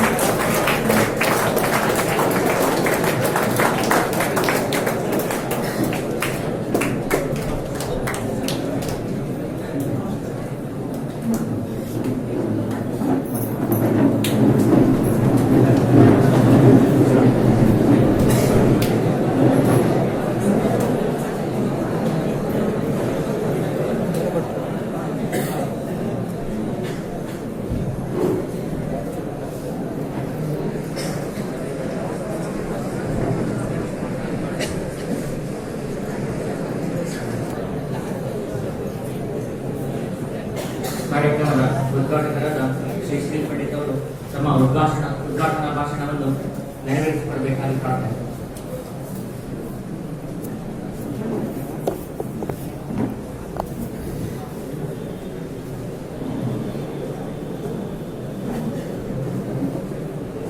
ಓಂ ಶ್ರೀ ಮಂಜುನಾಥಾಯ ನಮಃ. ಕ್ಷೇತ್ರದ ಪೂಜ್ಯ ಕಾವಂತರನ್ನು ಸ್ಮರಿಸಿಕೊಂಡು ವೇದಿಕೆಯಲ್ಲಿರ್ತಕ್ಕಂತಹ ಎಲ್ಲ ಗೌರವಾನ್ವಿತರಿಗೆ ಒಂದೇ ಮಾತಿನಲ್ಲಿ ನಮಸ್ಕರಿಸ್ತೇನೆ. ತಮ್ಮ ತಮ್ಮ ಕ್ಷೇತ್ರದಲ್ಲಿ ಅಗಾಧವಾದ ಪಾಂಡಿತ್ಯವನ್ನು ಹೊಂದಿ ಸಾಧನೆಗಳನ್ನು ಮಾಡಿರ್ತಕ್ಕಂಥವರ ಮುಂದೆ ಮಾತನಾಡುವುದು ಸ್ವಲ್ಪ ಸಮಸ್ಯಾತ್ಮಕ ವಿಷಯ. ಇದು ನನಗೆ ಅನಿರೀಕ್ಷಿತವಾಗಿ ಬಂದಂತಹ ಅವಕಾಶ. ಇದೀಗ ತಾನು ಸ್ವಲ್ಪ ಹೊತ್ತು ಮೊದಲು ಕಾರ್ಯದರ್ಶಿಗಳು ದೂರವಾಣಿ ಮೂಲಕ ಸಂಪರ್ಕಿಸಿದ್ರು. ತುರ್ತು ಸಂದರ್ಭದಿಂದ ನಾನು ಬೇರೆ ಕಡೆಗೆ ಅನಿವಾರ್ಯವಾಗಿ ಹೋಗಲೇಬೇಕಾಗಿದೆ, ಹಾಗಾಗಿ ಉದ್ಘಾಟನೆಯನ್ನು ತಾವೇ ಮಾಡಬೇಕು ಅಂತ ಕೇಳಿದ್ರು. ಉದ್ಘಾಟನೆಯನ್ನು ಮಾಡುವಂಥದ್ದು ಬಹಳ ಸಂತೋಷದ ಕಾರ್ಯವೇ, ಹಾಗಾಗಿ ಬಹಳ ಸಂತೋಷದಿಂದ ನಾನು ಒಪ್ಕೊಂಡಿದ್ದೇನೆ. ಸಾಹಿತ್ಯದ ಅಭಿರುಚಿಗಳು ನನಗೆ ಇದೊಂದು ಸಿಕ್ಕ ಅವಕಾಶ ಅಂತ ನಾನು ಭಾವಿಸಿದ್ದೇನೆ. ಇದೀಗ ತಾನೇ ಈಗ ಶ್ರೀ ಶ್ರೀಕರ್ ಭಟ್ ಮರಾಠಿ ಅವರ ಬಗ್ಗೆ ನಮ್ಮ ಯದುಪತಿ ಗೌಡರು ಪರಿಚಯ ಮಾಡಿಕೊಡುವಾಗ ಹೇಳ್ತಾ ಇದ್ರು, ಎಷ್ಟೊಂದು ಕ್ಷೇತ್ರಗಳಲ್ಲಿ ಅವರು ತಮ್ಮ ಕಾರ್ಯಗಳನ್ನು ವಿಸ್ತರಿಸಿದ್ದಾರೆ, ಬಹು ಆಯಾಮಗಳಲ್ಲಿ ತಮ್ಮ ಕಾರ್ಯವನ್ನ ನಮ್ಗೆ ತೋರಿಸ್ಕೊಟ್ಟಿದ್ದಾರೆ. ಹೇಗೆಲ್ಲ ನಾವು ಸಾಧನೆ ಮಾಡಬಹುದು ಅಂತ ಹಿರಿಯರಿಗೂ ಮಾರ್ಗದರ್ಶನ ಮಾಡಿಕೊಟ್ಟಿದ್ದಾರೆ. ನಮ್ಗೆ ಒಮ್ಮೊಮ್ಮೆ ಅನ್ಸುತ್ತೆ, ನಾನು ಎಲ್ಲೋ ಒಂದು ಪುಸ್ತಕ ಬರೆದು ಎಲ್ಲೋ ಒಂದು 4 ಅಂಕಣಗಳನ್ನು ಬರೆದಾಗ, ಎಲ್ಲೋ ಒಂದೆರಡು ಒಳ್ಳೆ ಭಾಷಣಗಳನ್ನು ಮಾಡಿದಾಗ ನಾವು ಬಹಳ ದೊಡ್ಡ ಪಾಂಡಿತ್ಯ ಹೊಂದ್ಬಿಟ್ಟಿದ್ದೇವೇನೋ ಅನ್ನುವಂಥ ಒಂದು ಗರ್ವ ನಮ್ಗೆ ಎಲ್ಲೋ ಮೂಡ್ಲಿಕ್ಕೆ ಪ್ರಾರಂಭವಾಗುತ್ತೆ. ಆದ್ರೆ ಎಲೆಮರೆಯ ಕಾಯಿ ಅಂತಿದ್ದುಕೊಂಡು ಸಾಕಷ್ಟು ಇವರು ಸಾಹಿತ್ಯ ಕ್ಷೇತ್ರದಲ್ಲಿ ಕೆಲಸಗಳನ್ನ ಮಾಡಿದ್ರು ಕೂಡ ಎಲ್ಲೂ ಮುನ್ನೆಲೆಗೆ ಬಾರದೆ ಇವತ್ತು ಏನಾಗಿದೆ ಅಂತ ಹೇಳಿದ್ರೆ, ಒಂದು ಶಾಲ್ ಹಾಕೊಂಡು ಒಂದೆರಡು ಫೋಟೋ ಹೊಡಿಸ್ಕೊಂಡು ಮುನ್ನೆಲೆಗೆ ಬರುವ ಪ್ರಚಾರದ ಗೀಡು ಹಾಗೂ ಪ್ರಚಾರಕ್ಕಾಗಿ ಇಂತಹ ಕಾರ್ಯಕ್ರಮಗಳನ್ನು ಆಯೋಜಿಸುವವರ ಮಧ್ಯೆ ಇಂತಹ ಸಾಧನೆ ಮಾಡಿದವರು ಕೂಡ ಮುಂದೆ ನಿಲ್ತಾರೆ ಅಂತ ಆದಾಗ ನಮ್ಗೆ ಎಲ್ಲೋ ಒಂಥರ ಅವ್ರ ಮಾರ್ಗದರ್ಶಕರಾಗ್ತಾರೆ. ಪ್ರೇರಣೆಗೆ ನಾವು ಖಂಡಿತ ಒಳಗಾಗ್ಬೇಕಾಗ್ತದೆ. ಯುವಕರೇ, ನಾವಿವತ್ತೆಲ್ಲ ಅನ್ಕೊಳ್ತೇವೆ, ಟಿವಿ ಮಾಧ್ಯಮಗಳಲ್ಲಿ ಬಂದಾಗ ಅವ್ರ್ಯಾರೋ ಹೀರೋ ನಮ್ಗೆ ಇನ್ಸ್ಪಿರೇಷನ್ ಆಗ್ತಾನೆ, ಅವನ್ಯಾರೋ ರೋಲ್ ಮಾಡೆಲ್ ಆಗ್ತಾನೆ. ನೋಡಿ, ಎಷ್ಟೊಂದು ಭಾಷೆಗಳಲ್ಲಿ ಪಾಂಡಿತ್ಯವನ್ನ ಹೊಂದಿದ್ದಾರೆ, ಎಷ್ಟೊಂದು ಪುಸ್ತಕಗಳನ್ನ ಬರೆದಿದ್ದಾರೆ, ಎಷ್ಟೊಂದು ಕಾರ್ಯಗಳಲ್ಲಿ ಅವರು ತಮ್ಮನ್ನು ತಾವು ತೊಡಗಿಸಿಕೊಂಡು ಅವಿರತವಾಗಿ ಸೇವೆ ಸಲ್ಲಿಸಿದ್ರು ಕೂಡ ತಾವು ಸದ್ದಿಲ್ಲದೆ ಸಾಹಿತ್ಯ ಸೇವೆ ಮಾಡಿದ್ರು ಎಲ್ಲಿಯೂ ಪ್ರಶಸ್ತಿಯ ಹಿಂದೆ ಹೋದವರಲ್ಲ, ಅಥವಾ ಪ್ರಶಸ್ತಿಗಾಗಿ ಅಥವಾ ಪ್ರಸಿದ್ಧಿಗಾಗಿ ಕಾರ್ಯವನ್ನು ಮಾಡಿದವರೇ ಅಲ್ಲ. ಇಂಥವರು ಖಂಡಿತವಾಗಿ ನಮಗೆ ಪ್ರೇರಣೆ ಆಗ್ತಾರೆ. ಬಹುಶಃ ಸಾಹಿತ್ಯ ಪರಿಷತ್ನವರು ಅತ್ಯಂತ ಸೂಕ್ತವಾದ ವ್ಯಕ್ತಿಯನ್ನೇ ಸನ್ಮಾನಕ್ಕೆ ಆಯ್ಕೆ ಮಾಡಿರುವಂತದ್ದು ಬಹಳ ಸಂತೋಷದ ವಿಚಾರ ಅಂತ ಹೇಳ್ತಾ, ಸಾಹಿತ್ಯ ಅನ್ನುವಂಥದ್ದು ಒಂದು ಸಮಾಜದ ದರ್ಪಣವಾಗಿರ್ತದೆ. ಕಾಲ ಕಾಲಕ್ಕೆ ಬಂದಂತಹ ಅನೇಕ ಕವಿಗಳನ್ನಾಗ್ಲಿ ಲೇಖಕರನ್ನಾಗ್ಲಿ ನಾವು ಸಾಹಿತ್ಯಕಾರರನ್ನು ನಾವು ನೋಡಿದಾಗ ನಮ್ಗೆ ಗೊತ್ತಾಗುತ್ತೆ, ಆಯಾ ಕಾಲಘಟ್ಟದ ಪರಿವೇಶಗಳಲ್ಲಿ ನಡೆದಂತಹ ಸನ್ನಿವೇಶಗಳನ್ನ ಅವರೊಂದು ಬಹಳ ಮನೋಜ್ಞವಾಗಿ ಕಟ್ಟಿಕೊಟ್ಟಿದ್ದಾರೆ. ಕುವೆಂಪು ಅವರ ರಚನೆ ಆಗಿರ್ಬೋದು, ದ ರಾ ಬೇಂದ್ರೆ ಅವರ ಆಗಿರ್ಬೋದು, ಗುಂಡಪ್ಪನವರ ಬಗ್ಗೆ ಅವರಂತ ಒಂದು ನಡೆದಾಡುವ ಭಗವದ್ಗೀತೆ ಅಂತ ನಾವು ಹೇಳ್ಬಹುದು. ಅಂತಹ ಅನೇಕ ರಚನೆಗಳನ್ನು ನಾವು ಓದಿದಾಗ ನಮ್ಗೆ ಅನ್ಸುತ್ತೆ, ಎಂತೆಂತ ಮಹಾನ್ ಚೇತನರು ನಮ್ಮನ್ನ ಸ್ಫೂರ್ತಿಗೆ ಒಳಪಡಿಸಿ ಹೋಗಿದ್ದಾರೆ. ಅವರನ್ನೆಲ್ಲ ನಾವು ನೋಡಿದಾಗ ಖಂಡಿತ ನಾವು ಅನ್ಕೊಳ್ಬೇಕಾಗತ್ತೆ, ಸಾಹಿತ್ಯ ನಮ್ಗೆ ಜೀವನಕ್ಕೆ ಬದುಕನ್ನ ಹೇಗೆ ಕಟ್ಕೊಳ್ಬೇಕು, ಬದುಕು ಕಟ್ಕೊಳ್ಳುವುದು ಹೇಗೆ, ನಮ್ಮ ಜೀವನದಲ್ಲಿ ಮೌಲ್ಯಕ್ಕೆ ಬೆಲೆ ಹೇಗಿದೆ, ಮೌಲ್ಯಾಧಾರಿತ ಶಿಕ್ಷಣಕ್ಕೆ ಯಾಕೆ ನಾವು ಒತ್ತು ಕೊಡಬೇಕು ಅನ್ನುವಂಥದ್ದನ್ನ ಈ ಸಾಹಿತಿಗಳು ತಮ್ಮ ಲೇಖನದ ಮೂಲಕ ನಮಗೆ ಪ್ರಚುರಪಡಿಸಿದ್ದಾರೆ, ಪ್ರಸ್ತುತಪಡಿಸಿದ್ದಾರೆ. ಆ ಮೂಲಕ ನಮಗೆ ಪ್ರೇರಣೆಯನ್ನ ನೀಡಿದ್ದಾರೆ. ನಮ್ಗೆ ಎಷ್ಟೋ ಸಾರಿ ಅನ್ಸಿದ್ದಿದೆ, 2+2 4 ಅಂತ ನೀವು ಎಲ್ಲ ಸೈನ್ಸ್ ನ ವಿದ್ಯಾರ್ಥಿಗಳು ಲೆಕ್ಕ ಹಾಕಿದ್ರೆ, ಆದ್ರೆ ಕವಿಯೊಬ್ಬ ಲೇಖಕನೊಬ್ಬ 2ಕ್ಕೆ 2 ಸೇರಿಸಿದ್ರೆ 4 ಅಲ್ಲ 40 ಆಗಬಹುದು ಅನ್ನೋ ಅವನ ಬಹು ಆಯಾಮದ ಯೋಚನೆಗಳು. ಅದಕ್ಕೆ ಕೆಲವೊಮ್ಮೆ ಹೇಳ್ತಾರೆ, ರವಿ ಕಾಣದನ್ನು ಕವಿ ಕಂಡ ಅಂತ ಹೇಳಿ. ಹೀಗೆ ಸಾಹಿತ್ಯ ಕ್ಷೇತ್ರದ ನಿರಂತರ ಅಧ್ಯಯನ ಮಾಡಿದಾಗ ನಮಗೊಂದು ಒಳ್ಳೆಯ ಭಾವನೆಗಳು ಉದ್ದೀಪ್ತವಾಗ್ತದೆ. ಹಾಗಂತ ಸಾಹಿತ್ಯ ಕ್ಷೇತ್ರದಲ್ಲಿ ಎಲ್ಲವೂ ಒಳ್ಳೆದಿದ್ದಾವೆ ಅಂತ ನಾವು ಹೇಳಲಿಕ್ಕೆ ಹೋಗೋದಿಲ್ಲ. ಹೆಕ್ಕಿಕೊಂಡು ಓದುವಂತಹದ್ದು ನಮಗೆ ಮುಖ್ಯವಾಗ್ತದೆ. ನಾನು ಒಂದ್ ಕಡೆ ಹೀಗೆ ಭಾಷಣಕ್ಕೆ ಹೋಗಿದ್ದೆ. ಹೋದಾಗ ಅವರೊಂದು ನನಗೊಂದು ಕೃತಿಯನ್ನ ಕೊಟ್ರು. ಅದರ ಕೃತಿಯೇ, ನಾನು ಯಾರನ್ನು ಇಲ್ಲಿ ದೂರ್ಲಿಕ್ಕಾಗಿ ಅದನ್ನು ಹೇಳ್ತಾ ಇಲ್ಲ, ಅಥವಾ ಆ ಲೇಖಕರ ಬಗ್ಗೆ ಬಹಳ ಗೌರವ ಇಟ್ಕೊಂಡೆ ಮಾತನಾಡ್ತಾ ಇದ್ದೇನೆ. ಅವರು ನನಗೆ ಕರೆದದ್ದು ಮೌಲ್ಯಾಧಾರಿತ ಶಿಕ್ಷಣಕ್ಕೆ ಅಂತ ಹೇಳಿ ಉಡುಗೊರೆ ಕೊಟ್ಟ ಪುಸ್ತಕದ ಹೆಸರು ಪಾಪಿಗಳ ಲೋಕದಲ್ಲಿ ಅಂತ ಹೇಳಿ. ಅದು ನನ್ಗೆ ಆಗಿದ್ದು, ನಾನು ಕೇಳಿದೆ ಇದಕ್ಕೂ ಅದಕ್ಕೂ ಇಲ್ಲ ಸರ್, ನಮ್ಮ ಹತ್ರ ಈ ಪುಸ್ತಕ ಹಾಗಾಗಿ ನಾನು ನಿಮ್ಗೆ ಇದನ್ನು ಕೊಟ್ಟಿದ್ದೇವೆ ಅಂತ ಹೇಳಿದ್ರು.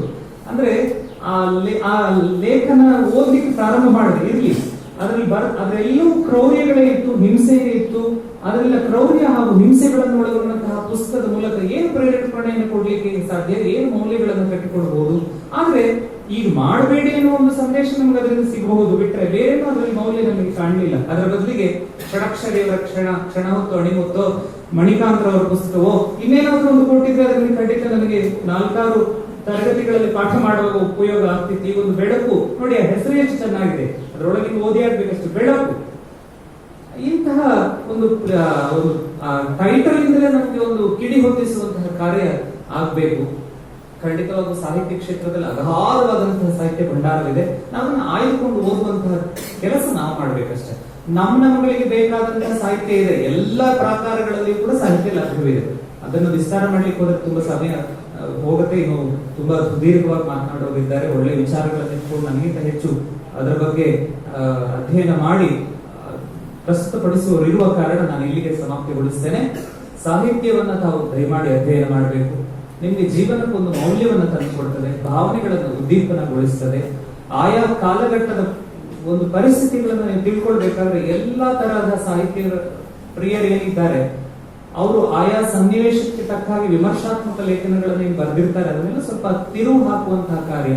ಕೊನೆಗೆ ಏನೂ ಇಲ್ಲ ಅಂತಾದ್ರೆ ಈ ಸಂಪಾದಕೀಯ ಪತ್ರಿಕೆಗಳಲ್ಲಿ ಬರುವ ಒಂದು ಸಂಪಾದಕೀಯನ್ನ ಓದಿದ್ರೆ, ಎಡಿಟೋರಿಯಲ್ ಅಂತ ಹೇಳ್ತೇವೆ, ಅದಷ್ಟು ಓದಿದ್ರು ಸಾಕಾಗ್ತದೆ. ಪ್ರಸ್ತುತ ಪರಿಸ್ಥಿತಿಗೆ ಕೈಗನ್ನಡಿ ಹಿಡಿದಾಗ್ತದೆ. ಅದಕ್ಕೆ ಸಾಹಿತ್ಯ ಸಮಾಜದ ದರ್ಪಣ ಅಂತ ಕರೆಸಿಕೊಳ್ತದೆ. ಹಾಗಾಗಿ ಕವಿ ಲೇಖಕ ಸಮಾಜಕ್ಕೆ ಸಮಯಕ್ಕೆ ಶಾಸಕನಾಗಿರ್ತಾನೆ ಎನ್ನುವ ಮಾತು ಸುಳ್ಳಲ್ಲ ಅಂತ ಹೇಳ್ತಾ ನಿರೀಕ್ಷಿತವಾಗಿ ಈ ಉದ್ಘಾಟನೆಯನ್ನು ಮಾಡಲಿಕ್ಕೆ ಒದಗಿ ಬಂದದನ್ನು ಸಂತೋಷದಿಂದ ಒಪ್ಪಿಕೊಂಡು ಉದ್ಘಾಟನೆ ಮಾಡಿದ್ದೇನೆ. ಈ ಸಾಹಿತ್ಯ ಪರಿಷತ್ತಿನ ಕಾರ್ಯಕ್ರಮ ಹೀಗೆ ನಿತ್ಯ ನಿರಂತರ ವಿನೂತನವಾಗಿ ಸಾಹಿತ್ಯ ಕ್ಷೇತ್ರದಲ್ಲಿ ಇನ್ನಷ್ಟು ಬೆಳಗಲಿ, ಪ್ರಚಾರವನ್ನು ಮಾಡಲಿ ಅಂತ ಹೇಳ್ತಾ ಬಹಳ ಸಂತೋಷದಿಂದ ಕಾರ್ಯಕ್ರಮವನ್ನು ಉದ್ಘಾಟಿಸಿದ್ದೇನೆ ಅಂತ ಹೇಳ್ತಾ ಎಲ್ಲ ಅತಿಥಿ ಗಣ್ಯರು ಈ ಕಾಲೇಜಿಗೆ ಆಗಮಿಸಿದ್ದು ನಮಗೆ ಬಹಳ ಸಂತೋಷದ ವಿಚಾರ. ತಾವೆಲ್ಲರೂ ಸದಾಕಾಲ ಈ ಕಾಲೇಜಿಗೆ ಬಂದು ಹೊಸ ಹೊಸ ವಿಚಾರಗಳನ್ನು ಮಕ್ಕಳಿಗೆ ತಿಳಿಸ್ಕೊಡ್ಬೇಕು ಅಂತ ಕೇಳ್ಕೊಳ್ತಾ ಎಲ್ರಿಗೂ ನಮಸ್ಕಾರ, ಎಲ್ರಿಗೂ ಶುಭ.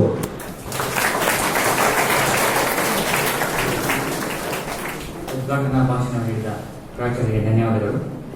ಸಾಹಿತ್ಯ ಮತ್ತು ಪ್ರೇರಣೆ ಎಂಬ ವಿಷಯವಾಗಿ ದತ್ತಿ ಉಪನ್ಯಾಸವನ್ನು ನೆರವೇರಿಸಿಕೊಡಬೇಕೆಂದು ಶ್ರೀ ಸಂಪತ್ ಬಿ ಸುವರ್ಣ ಅಧ್ಯಕ್ಷರು, ಸುವರ್ಣ ಸಾಂಸ್ಕೃತಿಕ ಪ್ರತಿಷ್ಠಾನ ಬೆಳ್ತಂಗಡಿ ಇವರಲ್ಲಿ ವಿನಂತಿಸಿಕೊಡ್ತಾ ಇದ್ದೇನೆ.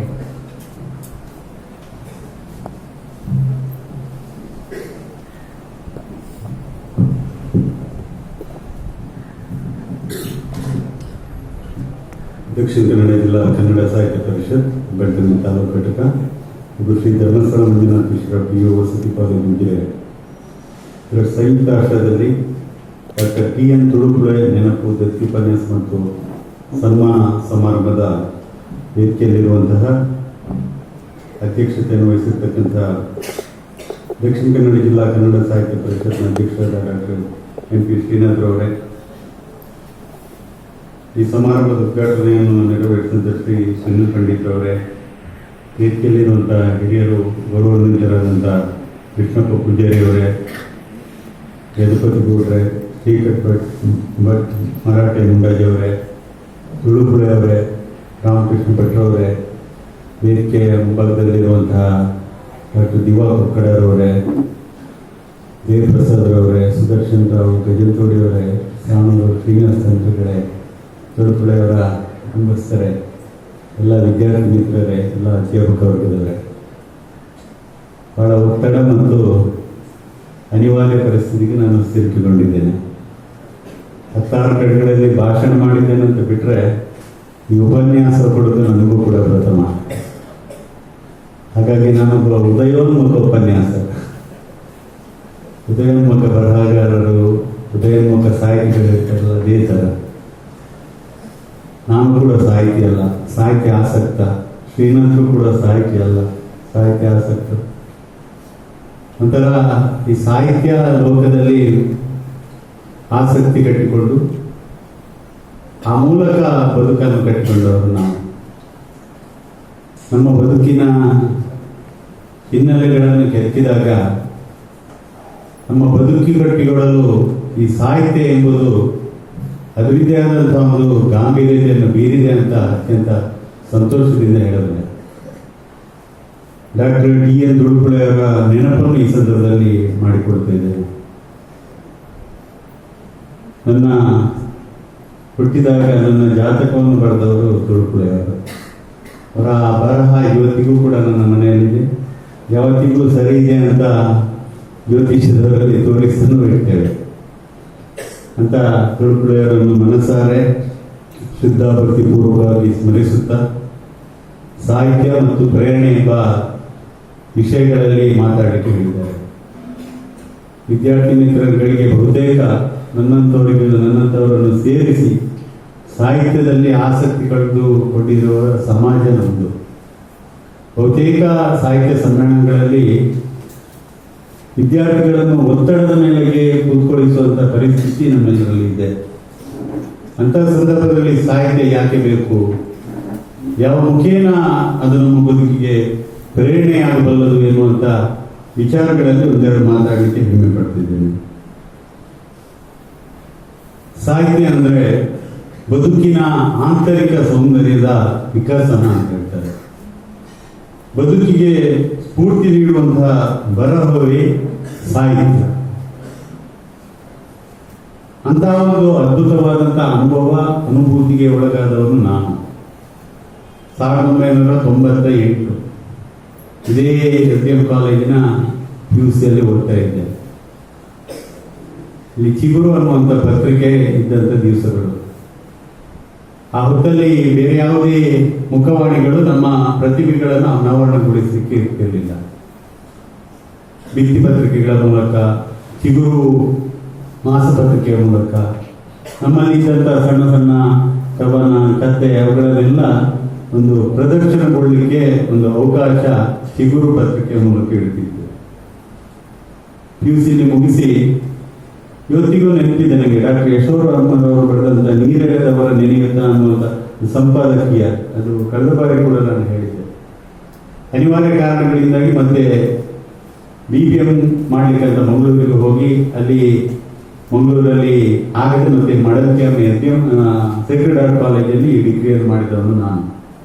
ಆ ಹೊತ್ತಲ್ಲಿ ಇಲ್ಲಿಯಾಗ ಚಿಗುರು ಅನ್ನುವಂಥ ಪತ್ರಿಕೆ ಇದ್ರೆ ಮಡಲ್ಕೆಯರ್ ಕಾಲೇಜಿನಲ್ಲಿ ಆ ಪತ್ರಿಕೆ ಇರಲಿಲ್ಲ. ಆ ಹೊತ್ತಲ್ಲಿ ನಮಗೆ ಈ ಸಾಹಿತ್ಯದ ಆಸಕ್ತಿ ಎಲ್ಲ ಇದೆ, ಅದಕ್ಕೊಂದು ಅನಾವರಣಕ್ಕೊಂದು ವೇದಿಕೆ ಬೇಕು ಅಂತ ಅನ್ನಿಸ್ತಿರುವಾಗ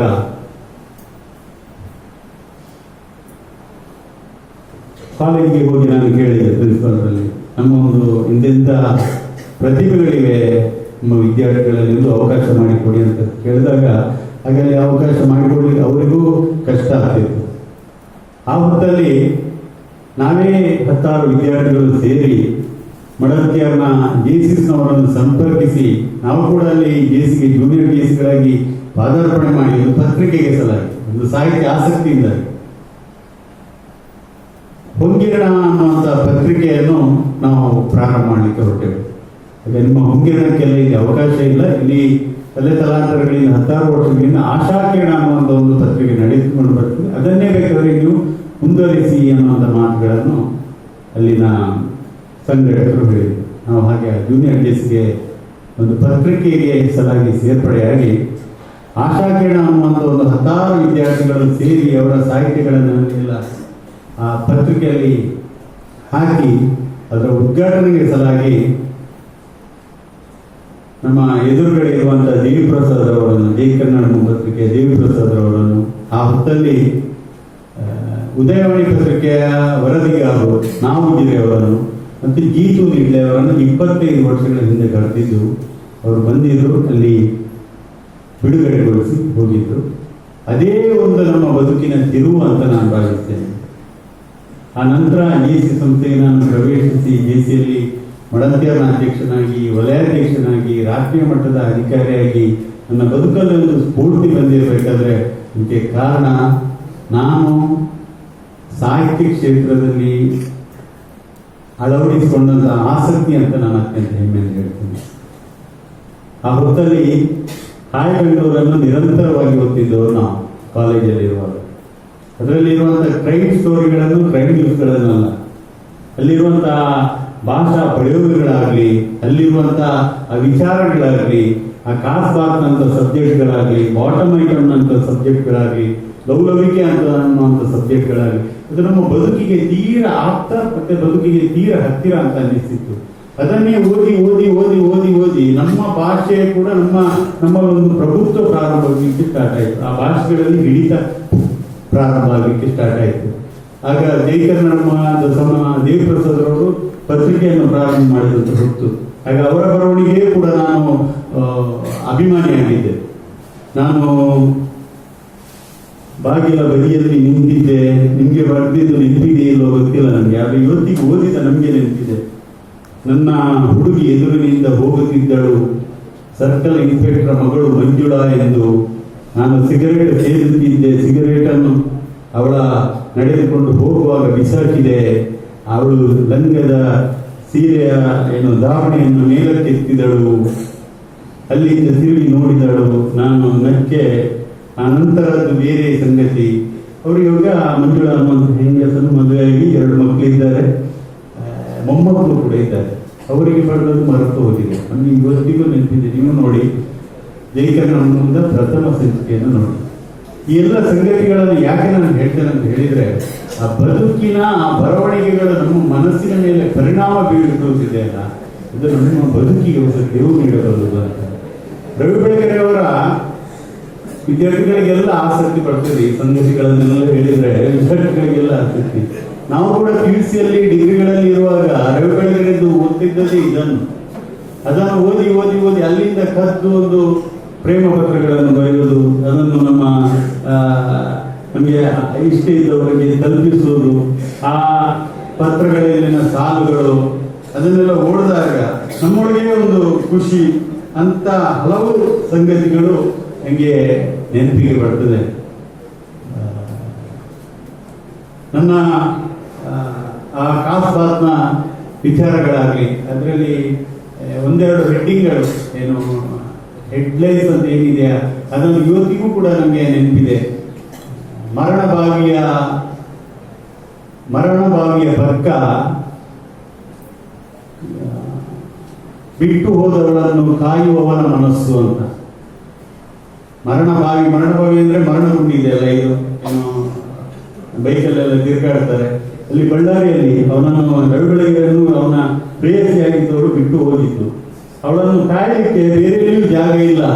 ವರ್ಷಕ್ಕೊಮ್ಮೆ ಜಾತ್ರೆ ಆಗ್ತದಲ್ಲ, ಜಾತ್ರೆಯಲ್ಲಿ ಮರಣಗುಂಡಿ ಬರ್ತದೆ. ನಾನು ಮರಣವಾಗಿ ಅವಳು ಬಂದೇ ಬರ್ತಾಳೆ ಅನ್ನುವಂಥದ್ದು ಅವನಿಗೆ ನಿರೀಕ್ಷೆ. ಹಚ್ಚೆ ಸಲಕ್ಕೆ ಅವಳು ಬಂದೇ ಬರ್ತಾಳೆ ಅಂತ ಅವನು ಆ ಟಿಕೆಟ್ ಕೊಡುವಂತ ಕೌಂಟರ್ನ ಪಕ್ಕದಲ್ಲಿ ಕಾಯ್ತಾನೆ ಇರ್ತಾನೆ. ಅವಳನ್ನು ಮರಣಭಾವಿಯ ಪಕ್ಕದಲ್ಲಿ ನಿಂತು ಬಿಟ್ಟು ಹೋದವಳನ್ನು ಕಾಯುವಂತ ಮನಸ್ಸು. ಮತ್ತೊಂದು, ಎನ್ನ ಬದುಕೆ ಅನೇಕ ಸೋಲುಗಳ ಅನಂತ ಸರಮಾಲೆ ಮಗಳೇ ಅಂತ. ನನ್ನ ಬದುಕೆ ಅನೇಕ ಸೋಲುಗಳ ಅನಂತ ಸರಮಾಲೆ ಮಗಳೇ ಅಂತ ಮಗಳಿಗೆ ಪತ್ರ ಬರುವಂಥದ್ದು ರವಿಗಳಿಗೆ. ಇದನ್ನೆಲ್ಲ ಓದ್ತಾ ನಮ್ಮೊಳಗೆ ಆ ಏನು ಸ್ಫೂರ್ತಿಯ ಪ್ರೇರಣೆ, ಆ ಚೈತನ್ಯ ನಮ್ಮೊಳಗೆ ಬಂದಾಗ ನಮಗೆ ತನ್ನಷ್ಟಕ್ಕೆ ಒಂಥರ ನಾಳಿನ ದಿವಸಗಳಲ್ಲಿ ಏನಾದ್ರು ಮಾಡ್ಬೇಕೆನ್ನುವಂತ ಚೈತನ್ಯ ಸ್ಫೂರ್ತಿಗಳು ನಮ್ಮೊಳಗೆ ಬಂದಿದೆ. ಅಂತ ಒಂದು ಅನುಭೂತಿಗೆ ನಾನು ಕೂಡ ಭಾಜನನಾಗಿದ್ದೇನೆ ಅಂತ ಹೇಳ್ತಾ, ಆ ಹೊತ್ತಲ್ಲಿ ಮಂಗಳ, ಪ್ರಜಾಮಾತ ಅನ್ನುವಂಥ ಬಹಳಷ್ಟು ಪತ್ರಿಕೆಗಳಿದ್ದವು. ಆ ಪತ್ರಿಕೆಗಳನ್ನು, ಅಲ್ಲಿ ಬರುವಂತ ಕಾದಂಬರಿಗಳನ್ನು BL ವೇಣು ಆಗಲಿ, MK ಇಂದಿರಾ ಅವರ ಕಾದಂಬರಿಗಳನ್ನು ಓದಿ ಬೆಳೆದವರು ನಾವು. ಇವತ್ತು ಪ್ರಾಯಶಃ ಮಂಗಳ ಮತ್ತೆ ಪ್ರಜಾಮಾತ ನಿತ್ಯ ಹೋಗಿದೆ ಅಂತ ನಾನು ಭಾವಿಸ್ತೇನೆ. ಬಾಲ್ಯದಲ್ಲಿ ಇರುವಾಗ ಕೂಡ ಚಂದಮಾಮ ಮತ್ತೆ ಒಂದು ಬಾಲಮಂಗಳ ಅಂತ ಪುಸ್ತಕಗಳೆಲ್ಲ ಇರ್ತಿತ್ತು. ಈಗ ಅದ್ಯಾವುದೂ ಇಲ್ಲ, ಒಂದೇ ಮೊಬೈಲಲ್ಲಿ ಎಲ್ಲವೂ ಕೂಡ ಬಂದು ಹೋಗಿದೆ. ಹಾಗಾಗಿ 1000 ಮಾತುಗಳಿಗಿಂತ ಮೀರಿದಂತಹ ಒಂದು ಶಕ್ತಿ ಒಂದು ಪತ್ರಕ್ಕೆ, ಒಂದು ಬರಹಕ್ಕೆ, ಒಂದು ಸಾಹಿತ್ಯಕ್ಕಿದೆ ಅಂತ. ಹಾಗಾಗಿ ಆ ಸಾಹಿತ್ಯದ ಆಸಕ್ತಿಯನ್ನು ನಾವು ಯಾವತ್ತೂ ಕೂಡ ಕಳ್ಕೊಳ್ಳುವುದು ಬೇಡ. ಎಲ್ಲ ವಿದ್ಯಾರ್ಥಿ ಮಿತ್ರಗಳಲ್ಲಿ ನಾನು ವಿನಂತಿಸ್ತಿದ್ದೇನೆ, ಏನೆಲ್ಲ ನಿಮ್ಮೊಳಗೆ ಪ್ರತಿಭೆ ಇದೆ, ಕವನಗಳಾಗಲಿ, ಸಣ್ಣ ಕಥೆ ಆಗಲಿ, ಇದನ್ನೆಲ್ಲ ನಿಮ್ಮ ಫೇಸ್ಬುಕ್ನ ವಾಲ್ಗಳಲ್ಲಿ ಮಾತ್ರ ಹಾಕುವುದಲ್ಲ. ಅದನ್ನು ಒಂದು 10, 20, 50 ಆದ ಕೂಡಲೇ ಅದಕ್ಕೊಂದು ಪುಸ್ತಕದ ರೂಪವನ್ನು ಕೊಡಿ ಅಂತ ನಾನು ನಿಮಗೆ ವಿನಂತಿಸ್ತಿದ್ದೇನೆ. ಕುವೆಂಪು ಕೂಡ ತನ್ನ 13ನೇ ವಯಸ್ಸಿನಲ್ಲಿ ತನ್ನ ಪ್ರಪ್ರಥಮವಾದಂಥ ಕವನವನ್ನು ಬರಲಿಕ್ಕೆ ಪ್ರಾರಂಭಿಸಿದವರು. ಕನ್ನಡ ಚಿತ್ರದ ಸಾಹಿತ್ಯ ಲೋಕಕ್ಕೆ ನೋಡಿದ್ರೆ, ಕನ್ನಡದ ಹಳೆಯ ಚಿತ್ರಗೀತೆಗಳ ಸಾಹಿತ್ಯ ಲೋಕ ನಮ್ಮೊಳಗೆ ಅಗಾಧವಾದಂಥ ಪರಿಣಾಮವನ್ನು ಬೀರಿದೆ. ಬೇರೆಲ್ಲ ಹಲವಾರು ಮಂದಿ ಸಾಹಿತ್ಯ ಲೋಕಕ್ಕೆ ಬಹಳಷ್ಟು ಗಮನಾರ್ಹವಾದಂತಹ ಕೊಡುಗೆಯನ್ನು ಕೊಟ್ಟಿದ್ರು ಕೂಡ ಇವತ್ತಿಗೂ ನಮ್ಮ ತಲೆಯಲ್ಲಿ, ಮನಸ್ಸಲ್ಲಿ ಮಾರ್ಪಡಿಸುವುದು ಯಾವುದು ಅಂತ ಕೇಳಿದ್ರೆ ಹಳೆಯ ಕನ್ನಡ ಚಿತ್ರಗೀತೆಗಳು. ಅಲ್ಲಿನ ಸಾಹಿತ್ಯಗಳನ್ನೊಮ್ಮೆ ನೋಡಿದಾಗ ಎಂತೆಂಥ ಅದ್ಭುತಗಳನ್ನು, ಎಂತೆಂಥ ವಿಚಾರಧಾರೆಗಳನ್ನು ನಮ್ಮ ಮುಂದೆ ಕೊಟ್ಟಿದ್ದಾರೆ ಅಂದಿನ ಸಾಹಿತಿಗಳು ಅಂತ ನಮಗೆಲ್ಲ ಭಾವನೆಗಳು ಬರ್ತದೆ. ಪದಗಳು ತುಂಬಿದ ಕವನವಿದೆಲ್ಲ, ಹೃದಯವೇ ಅಡಗಿದೆ ಇದರಲ್ಲಿ, ಇದರ ಒಡೆತನ ನಿನ್ನದೇ ಎಲ್ಲ. ಎಂತೆಂಥ ಅದ್ಭುತವಾದ ಸಾಲುಗಳು. ಮತ್ತೆ ಸಾಗರ ಹುಣ್ಣಿಮೆ ಕಂಡು ಒಪ್ಪುವ ರೀತಿ, ನಿನ್ನನ್ನು ಕಂಡ ಕ್ಷಣವೇ ಹೊಮ್ಮಿತು ಪ್ರೀತಿ. ಎಂತೆಂಥ ಅದ್ಭುತವಾದಂತಹ ಆ ಸಾಹಿತ್ಯಗಳನ್ನು ಅವತ್ತಿನ ಕಾಲದಲ್ಲಿ ಹಂಸಲೇಖ ಆಗಿರ್ಬೋದು, ಕೆ ಕಲ್ಯಾಣ ಆಗಿರ್ಬೋದು, ಉದಯಶಂಕರ್ ಆಗಿರ್ಬೋದು, ರಾಜನಾಗೇಂದ್ರ, RN ಜಯಗೋಪಾಲ್, ಎಂತೆಂಥ ಶ್ರೇಷ್ಠವಾದಂಥ ಸಾಹಿತಿಗಳನ್ನು ಕೊಟ್ಟಿದ್ದಾರೆ. ಇವತ್ತಿಗೆ ಮೊನ್ನೆ ಕವಿರಾಜ್ ಅನ್ನುವಂಥ ಒಬ್ಬ ಹೊಸ ಸಾಹಿತ್ಯದಲ್ಲಿ ಒಬ್ಬ ಸಂದರ್ಶನ ಮಾಡಿದಾಗ ಆ ಕವಿರಾಜ್ ಅನ್ನುವಂಥವ್ರು ಹೇಳ್ತಾರೆ, ಇವತ್ತಿನ ಆ ಸಾಹಿತ್ಯಗಳನ್ನೆಲ್ಲ ನಾನು ಒಪ್ತೇನೆ, ಆದರೆ ಇವತ್ತಿನ 14ರಿಂದ 30 ವರ್ಷದ ಹೊಸ ತಲೆಮಾರಿನ ಯುವಕರು ಅದನ್ನೆಲ್ಲ ಏನು ಆಸೆ ಪಡುವುದಿಲ್ಲ. ಅವರಿಗೆಲ್ಲ ಹೊಸ ಶೈಲಿಯ ಹಾಡುಗಳೇ ಇಷ್ಟ. ಯಾವುದು ಆ ಪ್ಯಾರ್ಗೆ ಹಾಡುಬಿಟ್ಟೈತೆ, ಮತ್ತೆ 7ವರೆಗೆ ತುಟಿ ಒಣಗುತ್ತೆ ಏನು ಮಾಡೋಣ, ಅದು ಕೇಳಿದವರು. ನಾನು ಕೇಳಿದೆ, ಕವಿರಾಜ ಇಂಟರ್ವ್ಯೂ ನಾನು ಓದಿದಾಗ ಕೇಳಿದೆ, ಇಂಥ ಹಳೆ ಅಂತ ಸೊಗಡಿನ ಒಂದು ಸಾಹಿತ್ಯ ಇರುವಾಗ ನೀವು ಇಂಥದ್ದೆಲ್ಲ ಸಾಹಿತ್ಯಗಳನ್ನು ಆ ಯೋಗರಾಜ್ ಭಟ್ ಕೂಡ ಅದಕ್ಕೆ ಮಾರ್ಪಾಡಾಗಿ ಹೋಗಿದ್ದಾರೆ. ಇಂಥ ಸಾಹಿತ್ಯಗಳನ್ನು ನೀವು ಬರೀತೀರಲ್ಲ ಅಂತ ಕೇಳುವಾಗ ನಾವು ಕಮರ್ಷಿಯಲ್ ಆಗಿ ಆಲೋಚಿಸಬೇಕಾಗ್ತದೆ.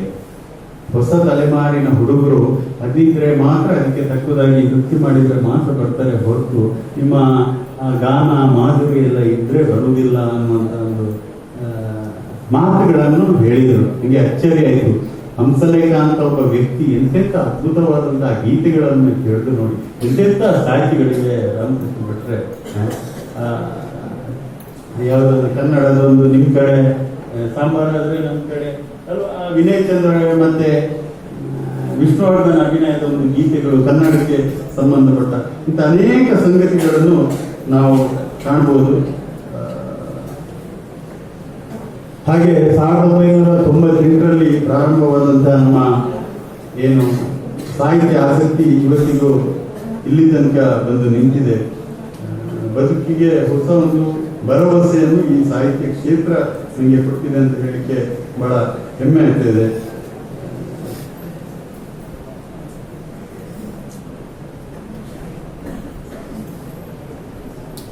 ಕನ್ನಡ ಸಾಹಿತ್ಯ ಕ್ಷೇತ್ರಕ್ಕೆ ಯಕ್ಷಗಾನ ಲೋಕದ ಕೊಡುಗೆ ಕೂಡ ಬಹಳ ಅಪಾರ. ಒಬ್ಬೊಬ್ಬ ಕಲಾವಿದ ಬಂದು ಅಸ್ಖಲಿತವಾಗಿ ನಿರಂತರವಾಗಿ ಮಾತಾಡುವಂತಹ ಒಂದು ಶೈಲಿಯನ್ನು ನಾವು ಗಮನಿಸಿದ್ರೆ ಆ ಅರ್ಥನಲ್ಲಿರುವಂತಹ ವಾಕ್ಚಾತುರ್ಯಗಳನ್ನು ನಾವು ಗಮನಿಸಬಹುದು. ಇವರೇನು ದೊಡ್ಡ ಮಾಸ್ಟರ್ ಡಿಗ್ರಿ ಮಾಡಿದಂಥ ಕಲಾವಿದರಲ್ಲ, ಅವರ SSLC ಕೂಡ ಆಗಿರುವುದಿಲ್ಲ. ಅಂಥದ್ರಲ್ಲಿ ಅವರ ಒಂದು ನಿರಂತರತೆಗಳನ್ನು ನಾವು ಕಾಣಬಹುದು. ಇದು ಕೂಡ ಕನ್ನಡ ಸಾಹಿತ್ಯ ಕ್ಷೇತ್ರಕ್ಕೆ ಅವರಿಗೆ ದೊಡ್ಡ ಕೊಡುಗೆ ಅಂತ ನಾನು ಭಾವಿಸ್ತೇನೆ. ದೈವ ನರ್ತಕರು ಆಗಲಿ, ಬದುಕು ಹೇಳುವವರಾಗಲಿ, ಅವರಿಗೂ ಕೂಡ ಜನಪದ ಸಾಹಿತ್ಯಕ್ಕೆ ಒಂದು ಶ್ರೇಷ್ಠವಾದಂಥ ಕೊಡುಗೆಯನ್ನು ಕೊಟ್ಟಿದ್ದಾರೆ. ಸಂಧಿ ಪಾಠಗಳನ್ನು ಹೇಳುವ ಮೂಲಕ ಒಂದು ಜನಪದ ಮಹಿಳೆಯರಾಗಲಿ, ಹಿರಿಯ ತಲೆಮಾರಿನ ಮಹಿಳೆಯರಾಗಲಿ ಒಂದು ದೊಡ್ಡದಾದಂತಹ ಕೊಡುಗೆಯನ್ನು ಕೊಟ್ಟಿದ್ದಾರೆ. ಬನ್ನಂಜೆ ಬಾಬು ಅಮೀರ್ ಅವರು ದೊಡ್ಡ ಹೆಚ್ಚೇನು ಓದಿದವರಲ್ಲ. ಅವರ ತುಳುನಾಡ ದೈವೋಲು ಎನ್ನುವಂತ ಒಂದು ಸಬ್ಜೆಕ್ಟ್ ನಲ್ಲಿ ಬರೆದಂತ ವಿಚಾರ ಅದು ವಿವಿಗೆ ಟೆಕ್ಸ್ಟ್ ಬುಕ್ ಆಗಿ ಇವತ್ತು ಎಷ್ಟೋ ಮಂದಿ ಅದನ್ನು ಓದ್ತಾ ಇದ್ದಾರೆ. ಅಂಬಾತನೆ ಮುದ್ರಾಡಿ ಅವರು 8ನೇ ಕ್ಲಾಸ್ ಓದಿದವರು. ಅವರ ಪರಿತ್ಯಕ್ತ ಎನ್ನುವಂತ ನಾಟಕ ಇದು ಡಿಗ್ರಿಗೆ ಟೆಕ್ಸ್ಟ್ ಬುಕ್ ಆಗಿದೆ. ಕೃಷ್ಣ ಆಲನಹಳ್ಳಿಯವರ ಭುಜಂಗಯ್ಯನ ದಶಾವತಾರ ಇವತ್ತು ಚಿತ್ರವಾಗಿ ಯಶಸ್ಸು ಕಂಡಿದೆ. MG ಇಂದಿರವರ ಪಣಿಯಮ್ಮ ಕಾದಂಬರಿ ಕೂಡ ಚಲನಚಿತ್ರವಾಗಿ ಯಶಸ್ಸು ಕಂಡಿದೆ. ಶಿವರಾಮ್ ಕಾರಂತರ ಅವರ ಚಿಗುರಿದ ಕನಸು ಇಲ್ಲಿ ಬಂಗಡಿಯಲ್ಲಿ ಚಿತ್ರೀಕರಣಗೊಂಡದ್ದು, ಶಿವರಾಜ್ ಕುಮಾರ್ ನಟ. ಅದು ಕೂಡ ಒಂದು ಶ್ರೇಷ್ಠವಾದಂಥ ಒಂದು ಕಾದಂಬರಿ. ಕುವೆಂಪುರವರ ಮನೆಗಳಲ್ಲಿ ಮದುಮಗಳು ಅದು ಶ್ರೇಷ್ಠವಾದಂಥ ನಾಟಕವಾಗಿ ರೂಪಾಂತರಾಗಿದೆ. ಇಂಥ ಇಷ್ಟು ಉದಾಹರಣೆಗಳನ್ನು ಕೊಡ್ಬೋದು. ನಾನು ತುಳು ಚಿತ್ರಗಳನ್ನು, ಕನ್ನಡ ಚಿತ್ರಗಳನ್ನೆಲ್ಲ ನೋಡಿದಾಗ ನನಗೆ ಅನಿಸೋದು ಎಷ್ಟು ಅದ್ಭುತವಾದಂಥ ಕಾದಂಬರಿಗಳು ನಮ್ಮೊಳಗೆ ಇದೆ. ಆದ್ರೆ ಇವನ್ನೇಕೆ ಯಾಕೆ ಚಿತ್ರಗಳಾಗಿ ಬದಲಾಯಿಸ್ತಾ ಇಲ್ಲ, ನಾಟಕಗಳನ್ನಾಗಿ ಮಾಡಿಸ್ತಾ ಇಲ್ಲ? ಆ ಸಬ್ಜೆಕ್ಟ್ಗಳೇ ಸಾಕು ಒಂದು ಯಶಸ್ವಿಯಾದಂಥ ಒಂದು ಶ್ರೇಷ್ಠವಾದಂಥ ಸಿನಿಮಾ ಅಥವಾ ನಾಟಕವನ್ನಾಗಿ ತಯಾರು ಮಾಡಲಿಕ್ಕೆ. ಇವತ್ತು ಆ ತುಳು ಚಿತ್ರರಂಗಗಳು ಒಂದೇ ವಾರದಲ್ಲಿ ಬಿದ್ದು ಹೋಗ್ತದೆ. ಎಷ್ಟೊಂದು ಅದ್ಭುತವಾದಂಥ ಕಾದಂಬರಿಗಳಿವೆ. ಎಲ್ಲ ವಿದ್ಯಾರ್ಥಿ ಮಿತ್ರಗಳಲ್ಲಿ ನಾನು ಹೇಳೋದಿಷ್ಟೇ, ಬದುಕಿನ ನಾಳಿನ ದಿವಸಗಳಲ್ಲಿ ನೀವು ಓದಿದಂಥ ಶಿಕ್ಷಣ ನಿಮ್ಮ ಕೈ ಹಿಡಿತದೆ ಇರೋ ಗೊತ್ತಿಲ್ಲ. SL ಭೈರಪ್ಪನವರು ಕೋಟಿಗಟ್ಟಲೆ ಸಂಪಾದನೆ ಮಾಡ್ತಾರೆ ಅಂದ್ರೆ ಅದರ ಹಿಂದಿರುವುದು ಅವರು ಪ್ರೀತಿಸುವಂತ ಅಕ್ಷರ. ಇವತ್ತು ಯಾರು ಎಂಡಮೂರಿ ವೀರೇಂದ್ರಣ್ಣ ಅವರ ಬರವಣಿಗೆಗೆ ಕೈ ಇಡುವ ಮೊದಲೇ ಅವರು ಕೋಟಿಗಟ್ಟಲೆಗೆ ಅವರ ಪುಸ್ತಕಗಳನ್ನು ಸೇಲ್ ಆಗಿರ್ತದೆ. ಅದರ ನಂತರ ಅವರು ಬರಲಿಕ್ಕೆ ಸ್ಟಾರ್ಟ್ ಮಾಡೋದು ಅಂತ ಎಷ್ಟು ವಿಚಾರಗಳನ್ನು ನಾವು ತಿಳ್ಕೊಳ್ಬೋದು. ಇವತ್ತು ವ್ಯಕ್ತಿತ್ವ ವಿಕಸನಕ್ಕೆ ಸಂಬಂಧಪಟ್ಟ ಪುಸ್ತಕಗಳಾಗಲಿ ಸಾಧ್ಯವಾದಷ್ಟು ನಾವು ಬರೀಲಿಕ್ಕೆ ಹೋಗ್ಬೇಕಂತಿಲ್ಲ. ನಾವು ಸಾಧ್ಯವಾದಷ್ಟು ಅದರ ಮೂಲಕ ಓದಿದ್ರೆ ನಾಳೆ ನಮ್ಮ ಭವಿಷ್ಯದ ಒಂದು ಬದುಕಿಗೆ ಒಂದು ಹೊಸ ತಿರುವು ಸಿಗಲಿಕ್ಕೆ ಖಂಡಿತ ಸಾಧ್ಯವಿದೆ. ಆ ನಿಟ್ಟಿನಲ್ಲಿ ತಾವೆಲ್ಲ ಗಮನ ಹರಿಸಿ ಅಂತ ಎಲ್ರಿಗೂ ಶುಭ ಹಾರೈಸ್ತಾ, ಕುವೆಂಪುರವರ ಒಂದು ಗೀತೆ ಇದೆ, ನನಗೆ ಬಹಳ ಅಚ್ಚುಮೆಚ್ಚಿನ ಗೀತೆ. ಅದು ಬಹಳ ಎಲ್ಲಿಯೂ ನಿಲ್ಲದಿರು, ಮನೆಯನ್ನೆಂದು ಕಟ್ಟದಿರು, ಕೊನೆಯನ್ನೆಂದು ಮುಟ್ಟದಿರು, ಅನಂತವಾಗಿರು, ಓ ನನ್ನ ಚೇತನ ಆಗುನಿಯ ಕೇತನ ಅಂತ. ಎಲ್ಲಿಯೂ ನಿಲ್ಲದಿರು, ಮನೆಯನ್ನೆಂದು ಕಟ್ಟದಿರು ಅಂತ ಹೇಳಿದ್ರೆ ಮನೆಯೆಂದು ಕಟ್ಟಬೇಡಿ ಅಂತಲ್ಲ. ಆ ಏನು ಹರ್ಡರ್ಸ್ಗಳಿವೆ, 4 ಗೋಡೆಗಳ ಮಧ್ಯೆ ನಾವಿದ್ದೇವೆ, ಅದನ್ನು ಮೀರಿ ನಾವು ಮುಂದೆ ಹೋಗಿ ಕೊನೆಯೇ ಎಂಬುದು ನಮ್ಮ ಯಶಸ್ಸಿಗೆ ಇಲ್ಲದಿರಲಿ ಎನ್ನುವಂಥ ಒಂದು ಶುಭವನ್ನು ಹಾರೈಸ್ತಾ ತಮ್ಮೆಲ್ಲರ ಬದುಕು ಬಂಗಾರವಾಗಿ ಅಂತ ಶುಭ ಹಾರೈಸ್ತಾ ಎಲ್ಲರಿಗೂ ಮತ್ತೊಮ್ಮೆ ವಂದಿಸ್ತಾ ನನ್ನೆರಡು ಮಾತುಗಳನ್ನು ಕೊನೆಗೊಳಿಸುತ್ತೇನೆ.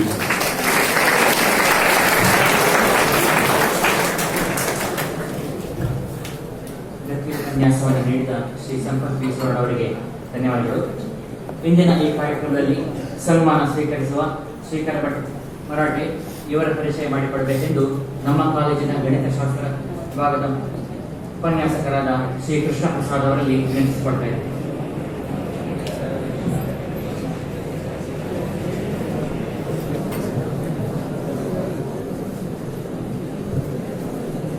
ಶ್ರೀಯುತ ಶ್ರೀಕರ್ ಭಟ್ ಮರಾಠೆ ಮಂಡಳಿ ಇವರು ಕನ್ನಡ ಕಾವ್ಯ ಸಾಹಿತ್ಯ ಯಕ್ಷಗಾನ ಕುರಿತ ಗೋಷ್ಠಿ ಸಮಾವೇಶ ಸಂಘಟನೆಯಲ್ಲಿ ಸಕ್ರಿಯರಾಗಿದ್ದಾರೆ. ಲೇಖನ, ಪ್ರಬಂಧ ಮಂಡನೆ, ಉಪನ್ಯಾಸ, ಕಲಾ ಕಾರ್ಯಕ್ರಮಗಳ ಸಂಯೋಜನೆ, ಬಾನುಲಿ ದೂರದರ್ಶನ ಕಾರ್ಯಕ್ರಮಗಳ ನಿರ್ವಹಣೆ ಹಾಗೂ ನಿರೂಪಣೆಯಲ್ಲಿ ನಿಸೀಮರು.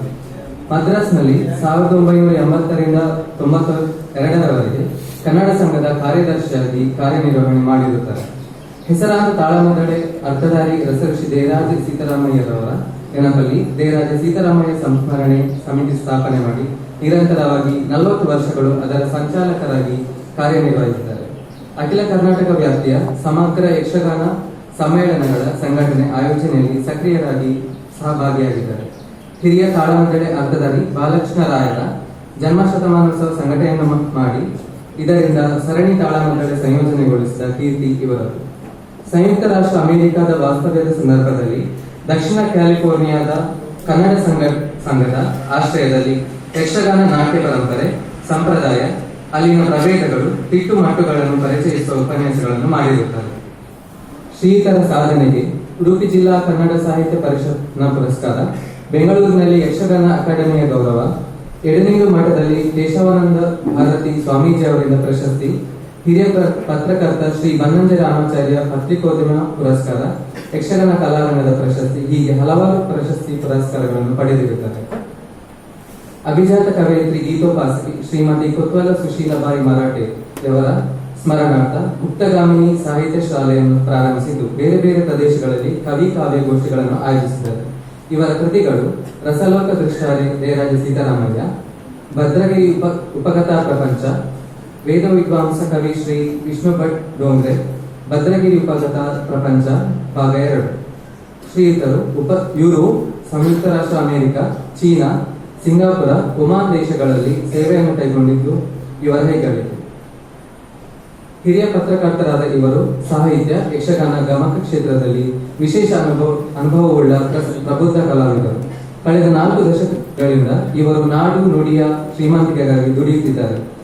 ಕನ್ನಡ ಸಾರಸ್ವತ ಲೋಕಕ್ಕೆ ಸಲ್ಲಿಸಿದ ಅಪೂರ್ವ ಸೇವೆಯನ್ನು ಪರಿಗಣಿಸಿ ಇವರಿಗೆ ಸನ್ಮಾನಿಸುವ ಸುಯೋಗ ನಮ್ಮ ಪಾಲಿಗೆ ಒದಗಿದ್ದು ಹರ್ಷ ತಂದಿದೆ.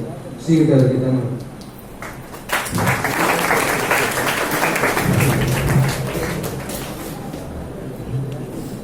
ಶ್ರೀ ಶ್ರೀಕರ ಭಟ್ ಮರಾಠೆ ಮಂಡಳಿ ಹಿರಿಯ ಪತ್ರಕರ್ತರು ಇವರಿಗೆ ಸನ್ಮಾನವನ್ನು ನೆರವೇರಿಸಿಕೊಳ್ಳಬೇಕಾಗಿ ಗಣ್ಯರಿಗೆ ಪ್ರಾರ್ಥಿಸುತ್ತೇವೆ.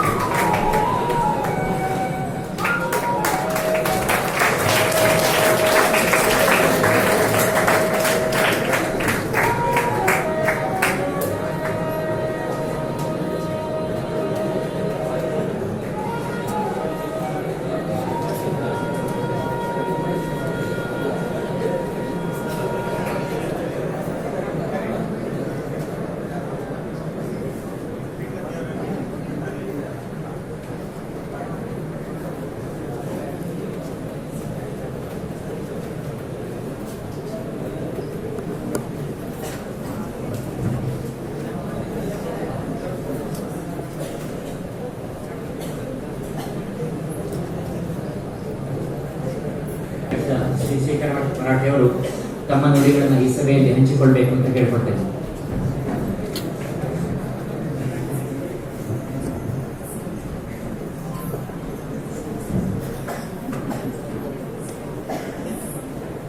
ಇವತ್ತಿನ ಕಾರ್ಯಕ್ರಮ ಕೀರ್ತಿ ಶೇಷ, ನಿಜವಾದ ಅರ್ಥದಲ್ಲಿ ಕೂಡ ಕೀರ್ತಿ ಶೇಷ. ಎಲ್ಲರೂ ಕೀರ್ತಿ ಶೇಷ ಇತ್ತು, ಸ್ವಲ್ಪ ಹಾಗಲ್ಲ. ಆ ಕೀರ್ತಿಯನ್ನು ಬಿಟ್ಟು ಒಂದಿಂದ ತುಳುಕುವುದು ತ್ರಯಂಬಕ ನಾರಾಯಣ ತುಳುಕು.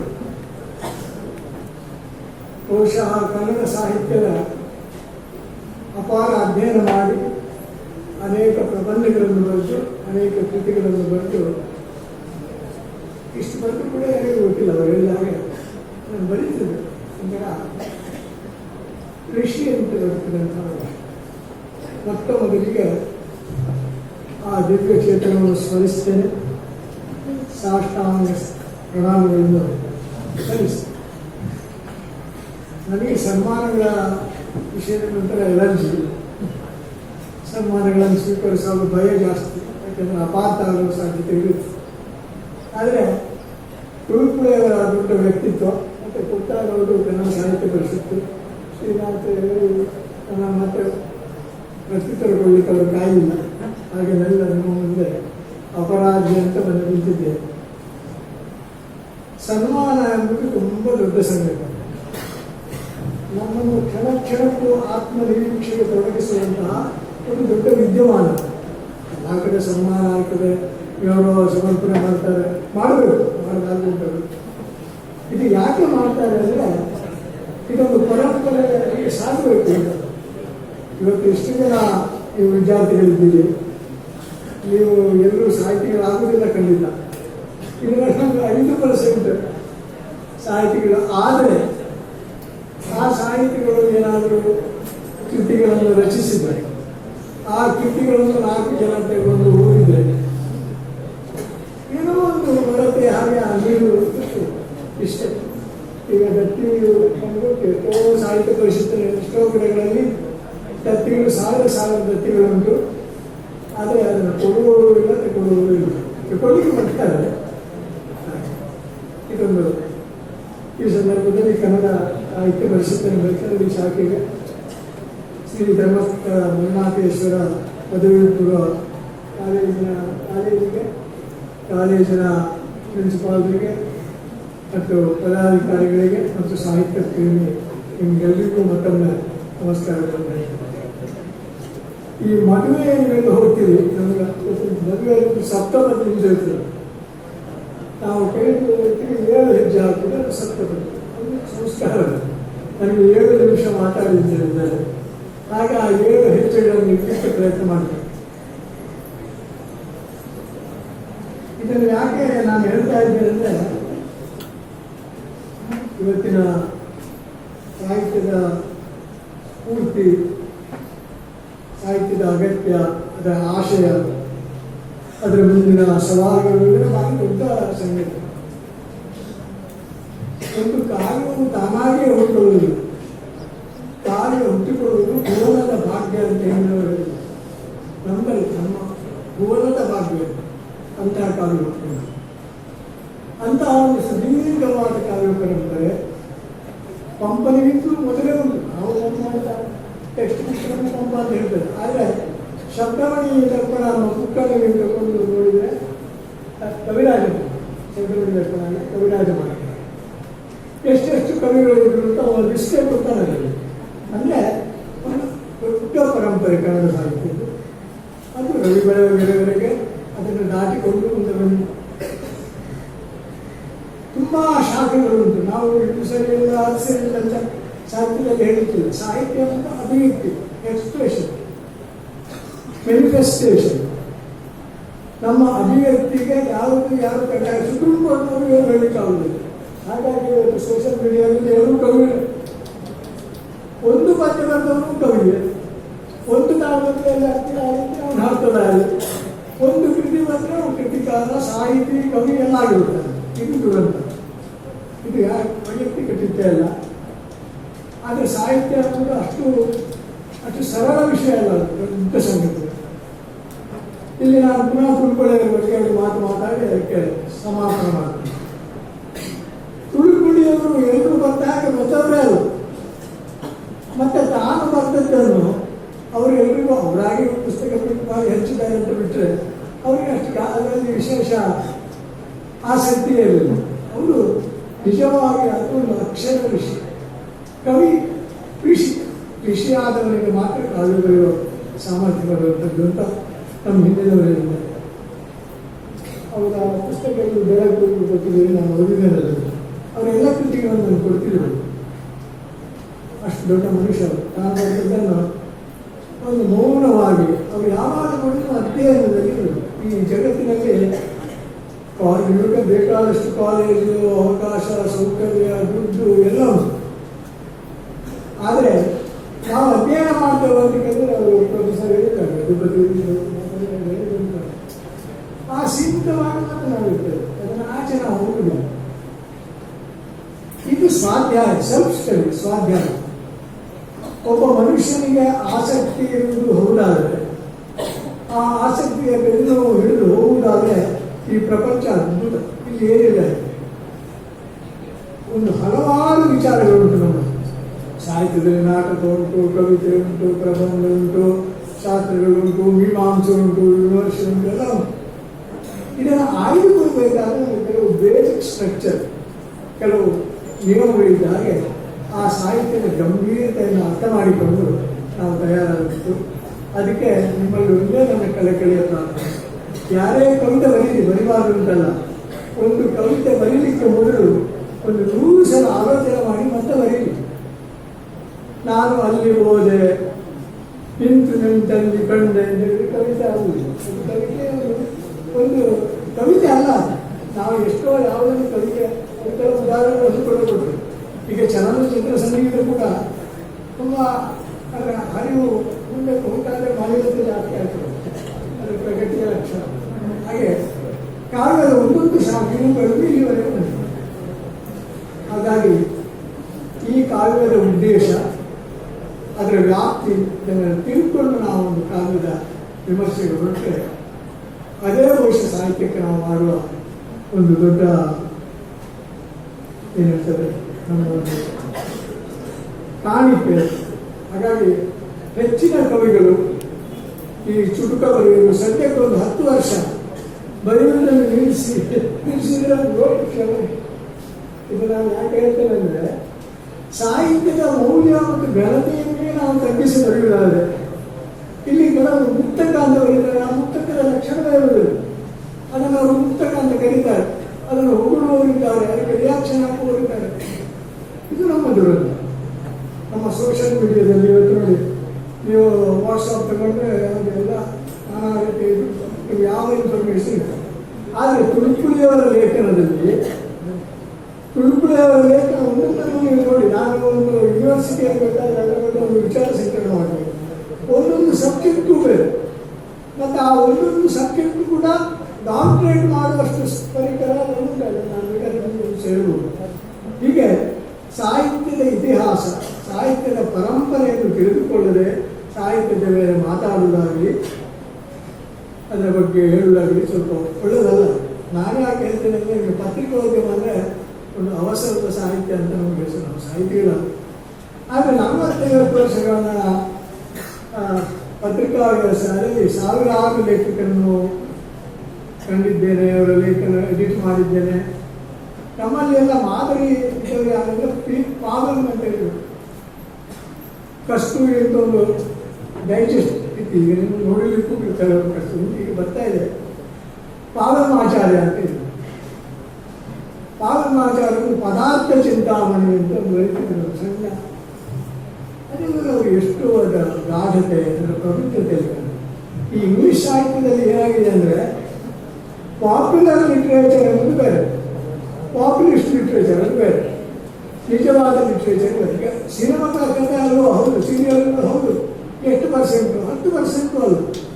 ಅದು ನಮ್ಮ ಜೀವನವೇ ಅಲ್ಲ. ಆದರೆ ಜೀವನ ಹೌದಾ ಅನ್ನೋ ಭ್ರಮೆಯನ್ನು ಹುಟ್ಟಿಸ್ತದೆ. ಹೀಗೆ ಸಾಹಿತ್ಯದಲ್ಲಿ ಕೂಡ ಅಂತಹ ಕೃತಿಗಳು ಬರ್ತದೆ, ಕಾವ್ಯಗಳು ಬರ್ತದೆ. ಎಲ್ಲವನ್ನೂ ವಿಮರ್ಶನ ಅರಿಷ್ಟು ಸಾಕಾಗಿರ್ತದೆ. ಅಂದರೆ ಈ ಒಂದು ತಾರತಮ್ಯವನ್ನು ಮತ್ತು ಪ್ರಜ್ಞೆಯನ್ನು ಇಟ್ಟುಕೊಂಡು ಹೊಸ ಪೀಳಿಗೆಗಳು ಈಗ ಇಂಗ್ಲೀಷ್ನಲ್ಲಿ ಭಾಷೆ ಕಲಿತವರು ಇಂಗ್ಲೀಷ್ನಲ್ಲಿ ಮುಂದೆ ಹೋಗುವರು. ಆದರೆ PUC ವರೆಗೆ ಕಲಿಯುವಾಗ ನೀವು ಕನ್ನಡವನ್ನು ಕಲಿತು ಅದನ್ನು ಬೆಳೆಸಿಕೊಳ್ಳಲಿಕ್ಕೆ ಅವಕಾಶ ಉಂಟು. ಈ ಪ್ರಯತ್ನವನ್ನು ನೀವು ನಿಮ್ಮಷ್ಟಕ್ಕೆ ಮಾಡಬೇಕು, ಮತ್ತೊಬ್ಬರಿಗಾಗಿ ಮಾಡಬಾರ್ದು. ನಮ್ಮ ಸುತ್ತವೇ ಎಷ್ಟೆಷ್ಟೋ ವಿಚಾರದಿಂದ ವ್ಯಕ್ತಿಗಳಿರ್ತದೆ. ಯಾರೂ ಜಗತ್ತಲ್ಲಿ ಸಣ್ಣವರಲ್ಲ, ಎಲ್ಲರೂ ಒಂದು ಅನುಭವದ ಪರ್ವತವೇ ಇರ್ತದೆ. ಅಂಥವರನ್ನು ಗಮನಿಸಿ ಅಂಥವರ ಕುರಿತು ಲೇಖನ ಲೇಖನಲ್ಲಿ ಅವರಲ್ಲಿ ಜ್ಯೋತಿಷ್ಯ ಉಂಟು, ಸಂಗೀತ ಉಂಟು, ಸಮಾಜಶಾಸ್ತ್ರ ಉಂಟು, ರಾಜನೀತಿ ಉಂಟು, ಇತಿಹಾಸ ಉಂಟು, ಯಾವುದಿಲ್ಲ ಎಲ್ಲ ಬರೀತಾರೆ. ಆದರೆ ಒಂದೊಂದು ಲೇಖನವು ಒಂದು ಪ್ರಬುದ್ಧ ಗ್ರಂಥದ ಒಂದು ಮಟ್ಟಕ್ಕೆ ಅವರು ಬರೆದು ನಮಗೆ ಇಟ್ಟಿದ್ದಾರೆ. ಬಹುಶಃ ಅವರ ಕೆಲವೊಂದು ಲೇಖನಗಳ ಬಗ್ಗೆ ಒಂದು ಗೋಷ್ಠಿ ಮಾಡ್ಬೋದು, ಅದು ದೊಡ್ಡ ಸಂಸ್ಮರಣ ಆಗುವುದು ಅಂತ ಹೇಳಿ ಈಗ ನಾನೊಂದು ಉತ್ಸಾಹದಲ್ಲಿ ಮಾತಾಡೋದು ಹೇಳಿದಾಗ ಅನೇಕ ವಿಷಯಗಳನ್ನು ನಾವು ಮಾತಾಡಲಿಕ್ಕೂ ಆಗುವುದಿಲ್ಲ. ಈ ಮರ್ಯಾದೆಯ ಸೀಮಾರೇಖೆಯಲ್ಲಿ ನಾವು ವ್ಯವಹಾರ ಮಾಡಬೇಕು. ಒಳ್ಳೆದುಂಟು ಅದಕ್ಕೆ ಇಲ್ಲ ಅಂತ ಹೇಳಿದ್ದಾರೆ. ಹೀಗೆ ಈ ತಮ್ಮ ಪ್ರಜ್ಞೆಯನ್ನು ಇಟ್ಟುಕೊಂಡು ತಾವುಗಳನ್ನು ಇಂಗ್ಲೀಷಿಗೆ ಹಿಂದಿ ಸಿನಿಮಾಗಳನ್ನು ನೋಡಿ.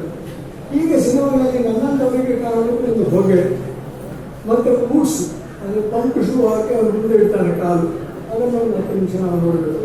ಆಮೇಲೆ ಸ್ವಲ್ಪ ಬೆಂಕಿ, ಆಮೇಲೆ ಬಾಟ್ಲು, ಕ್ಲಾಸು, ಇದನ್ನೇ ಮಾಡಿ ನಮ್ಮ ಸಂಸ್ಕಾರ. ಹಾಗೆ ಒಂದಿದೆ ಏನಾದರೂ ಕಥೆಯನ್ನು, ಇದ ನಮ್ಮ ಜೀವನ.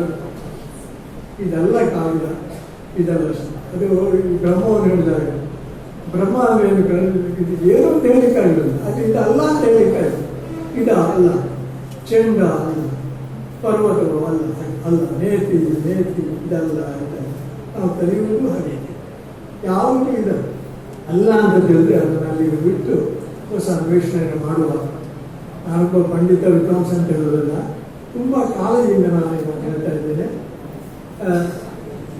ಕಳಪೆ ಸಾಹಿತ್ಯವನ್ನು ಪ್ರೋತ್ಸಾಹಿಸಿ ಸಾಹಿತ್ಯ ಸೃಷ್ಟಿಸಿದ್ದು ತೊಂದರೆ ಎಲ್ಲರಿಗೂ.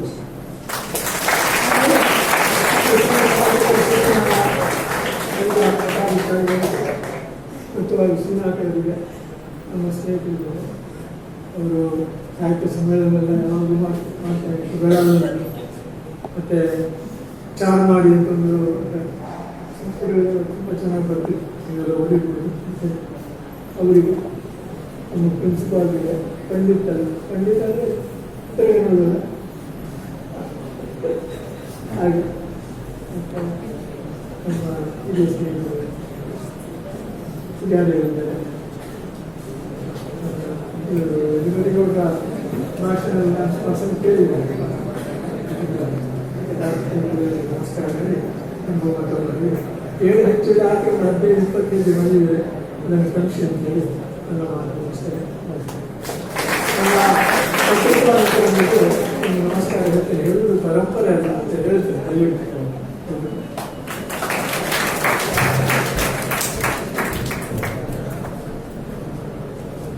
ಧನ್ಯವಾದಗಳು ಸರ್. ಡಾಕ್ಟರ್ NM ತುಳುಪುಳೆಯವರು ಈ ಸಭೆಗೆ ತಮ್ಮ 2 ಅನಿಸಿಕೆಗಳನ್ನು ವ್ಯಕ್ತಪಡಿಸಬೇಕು ಅಂತ ಕೇಳ್ಕೊಳ್ತಾರೆ.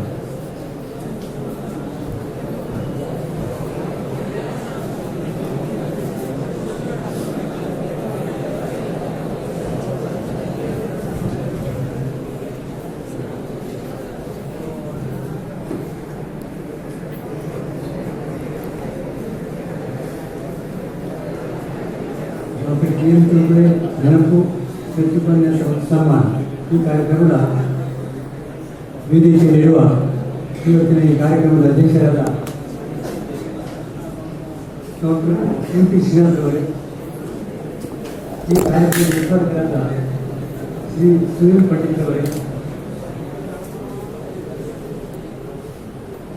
ಶ್ರೀ ಸುಜುಮತಿ ಗೌಡ ಅವರೇ, ಶ್ರೀ ಕೃಷ್ಣಪೂಜಾರಿ ಅವರೇ, ಇವತ್ತಿನ ಉಪನ್ಯಾಸ ಮಾಡಿದ ಶ್ರೀ ಸುವರ್ಣ ಅವರೇ, ಇವತ್ತಿನ ಸನ್ಮಾನ ಸ್ವೀಕರಿಸಿದ ಶ್ರೀ ಶ್ರೀಕರ್ ಭಟ್ ಮರಾಠಿ ಅವರೇ,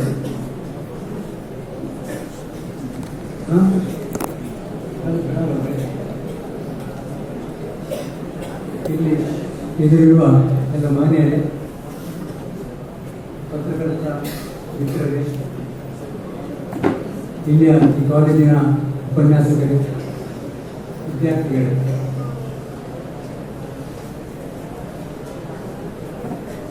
ಇವತ್ತಿನ ಈ ಡಾಕ್ಟರ್ ಕಿರಣ್ ನನಗೂ ಅವರ ಬಗ್ಗೆ ಎರಡು ಮಾತು ಹೇಳ್ತಿದ್ದಾರೆ. ಅವರೊಬ್ಬರು ಬಹುಮುಖ ಪ್ರತಿಭಾವಂತ ವ್ಯಕ್ತಿಯವರು. ಅವರು ನನ್ನ ಚಿಕ್ಕಪ್ಪ. ಅವರು ಪ್ರಸಿದ್ಧ ಆಯುರ್ವೇದ ವೈದ್ಯರಾಗಿ, ಪ್ರಸಿದ್ಧ ಜ್ಯೋತಿಷಿಯಾಗಿ, ಯಕ್ಷಗಾನ ಕಲಾವಿದರಾಗಿ ಹರಿಕಥೆಯನ್ನು ಕೂಡ ಮಾಡ್ತಿದ್ರು. ಸಾಹಿತ್ಯದಲ್ಲಿ ಬಹಳ ಅಭಿರುಚಿದ್ದವರು. ಅವರ ಹವ್ಯಾಸ ಏನಂತ ಹೇಳಿದ್ರೆ ಪುಸ್ತಕಗಳನ್ನು ಕೊಂಡು ಓದೋದು. ಅಂತ ಒಂದು ದೊಡ್ಡ ಗ್ರಂಥಮಂಡಲವನ್ನೇ ಅವರು ಮಾಡಿದ್ದಾರೆ. ಅವರ ಗ್ರಂಥಮಂಡಲದಲ್ಲಿ ಕನ್ನಡದ 2360 ಪುಸ್ತಕಗಳಿವೆ, ಹಿಂದಿಯ 5060 ಪುಸ್ತಕಗಳಿವೆ, ಮರಾಠಿಯ 1135 ಪುಸ್ತಕಗಳಿವೆ, ಇಂಗ್ಲಿಷ್ನ 65 ಪುಸ್ತಕಗಳಿವೆ. ಇಷ್ಟೆಲ್ಲ ಪುಸ್ತಕಗಳು ನಮಗೆ ಗೊತ್ತಿರಲಿಲ್ಲ. ಆ್ಯಕ್ಚುಲಿ ಏನಾಯಿತು ಅಂತ ಹೇಳಿದ್ರೆ, ಕಳೆದ ವರ್ಷ ನಾನು STM ಕಾಲೇಜಿನ ಸಂಸ್ಕೃತ ಪ್ರಾಧ್ಯಾಪಕರಾದ ಶ್ರೀಧರ್ ಭಟ್ ಅವರನ್ನು ಸಂಪರ್ಕಿಸಿದೆ. ಯಾಕಂತಂದರೆ ಈ ಪುಸ್ತಕಗಳನ್ನು ಓರಣವಾಗಿ ಏನು ಪುಸ್ತಕ ನೋಡೋಣ, ಯಾರಾದರೂ ಒಂದು ಲೈಬ್ರರಿ ಸಿಗ್ಬೋದು ನಮಗೆ. ಆವಾಗ ಇಲ್ಲಿಯ STM ಕಾಲೇಜಿನ ನಿವೃತ್ತ ಗ್ರಂಥಪಾಲಕರಾದ ಶ್ರೀ ಕೃಷ್ಣ ನಾಯ್ಕರ ಪರಿಚಯ ಮಾಡಿಕೊಟ್ರು. ಅವರು ಸಾಮಾನ್ಯ 2 ತಿಂಗಳಷ್ಟು ಕಾಲ ಕೆಲಸ ಮಾಡಿ ಎಲ್ಲ ಪುಸ್ತಕಗಳನ್ನು ಬಹಳ ಒಂದು ಸಂಖ್ಯಾ ಪ್ರಕಾರವಾಗಿ ಇಟ್ಟು, ಕನ್ನಡ ಬೇರೆ, ಇಂಗ್ಲಿಷ್ ಬೇರೆ, ಮರಾಠಿ ಬೇರೆ, ಹಿಂದಿ ಬೇರೆ, ಮತ್ತೊಂದು 18-19 ಕವಾಟುಗಳಲ್ಲಿ ಯಾವ್ಯಾವ ಕವಾಟಿನಲ್ಲಿ ಯಾವ್ಯಾವ ಪುಸ್ತಕ ಇದೆ, ಎಲ್ಲಿಂದ ಯಾವ ಸಂಖ್ಯಾ ಪುಸ್ತಕ ಎಲ್ಲಿವರೆಗಿದೆ, ಅಷ್ಟು ಒಂದು ಚಂದ ನಮಗೆ ಅದನ್ನು ವರ್ಣವಾಗಿ ಇಟ್ಕೊಡ್ತಾರೆ. ಅದರಿಂದಾಗಿ ಇಲ್ಲಿ ನಮ್ಮಲ್ಲಿ ಏನು ಪುಸ್ತಕ ಉಂಟು ಅಂತ ನಮ್ಗೆ ಗೊತ್ತಾಗ್ತದೆ ಒಂದೇ ತಾನೆ. ಅದೆಲ್ಲ ಮುಂಚೆಗೆ ನಾನು PDF ಮಾಡಿ ನಾನು ಇಲ್ಲಿ ಬೇರೆ ಬೇರೆ ಬೆಟ್ಟಗಡಿಯ ಕಾಲೇಜುಗಳಿಗೆ ಕಳಿಸಿದೆ. ಯಾಕಂದರೆ ನಾವು ನಮ್ಮ ಮನೆಯಲ್ಲಿ ನಮ್ಮ ಕುಟುಂಬದವರು ಕೂತು ಈ ಪುಸ್ತಕಗಳನ್ನು ಏನು ಮಾಡೋದು, ಇಷ್ಟೆಲ್ಲ ಪುಸ್ತಕ ಉಂಟು, ಯಾರಿಗಾದ್ರೂ ಉಪಯೋಗ ಆಗಬೇಕು ಅಂತ ಒಂದು ನಿಟ್ಟಿನಲ್ಲಿ ನಾವು ಬೇರೆ ಬೇರೆ ಕಾಲೇಜುಗಳನ್ನು ಸಂಪರ್ಕಿಸಿ ಎಲ್ಲ ಪುಸ್ತಕಗಳನ್ನು ಈಗ ಕೊಡ್ತಾ ಬಂದಿದ್ದೇವೆ. ಕೆಲವಾಗ 6-7 ಕಾಲೇಜ್ ಕೊಟ್ಟು ಇಷ್ಟವರೆಗೆ. ಇದು ಉಳಿದ ಪುಸ್ತಕಗಳನ್ನೆಲ್ಲ ದುರಂಕೆರೆ ಎಕ್ಸೆಲ್ ಕಾಲೇಜಿನವರು ಬೇಕು ಅಂತ ಎಲ್ಲ ಪುಸ್ತಕಗಳನ್ನು ಅಲ್ಲಿ ಕೊಡ್ತಾ ಇದ್ದೇವೆ. ಹಾಗೆ ಇವತ್ತಿನ ಈ ಕಾರ್ಯಕ್ರಮದ ಒಂದು ಕೇಂದ್ರ ಬಿಂದುವಾದ ಶ್ರೀಧರ್ ಭಟ್ ಮರಾಠಿಯವರು ಬಹಳ ಪ್ರತಿಭಾವಂತರು. ಬೇರೆ ಬೇರೆ ಕ್ಷೇತ್ರಗಳಲ್ಲಿ ಕೆಲಸ ಮಾಡಿದರು. ಅವರ ನಿಜವಾಗಿ ಅವರ ಪ್ರತಿಭೆಗಳನ್ನು ಹೇಳುವಾಗ ನಿಜವಾಗಿ ವಿದ್ಯಾರ್ಥಿಗಳಿಗೆ ಒಂದು ಜೀವನದಲ್ಲಿ ಎಷ್ಟು ಸಾಧಿಸಲಿಕ್ಕೆ ಬೇರೆ ಬೇರೆ ರಂಗಗಳಲ್ಲಿ ಆಗ್ತದೆ ಅಂತ ಹೇಳುವ ವಿಷಯವನ್ನು ನಾವು ಮನಗಣಬೇಕಾಗ್ತದೆ. ಅದು ನಿಜವಾಗಿ ಒಂದು ಪ್ರೇರಕದಾಯಕರು ಈಗ.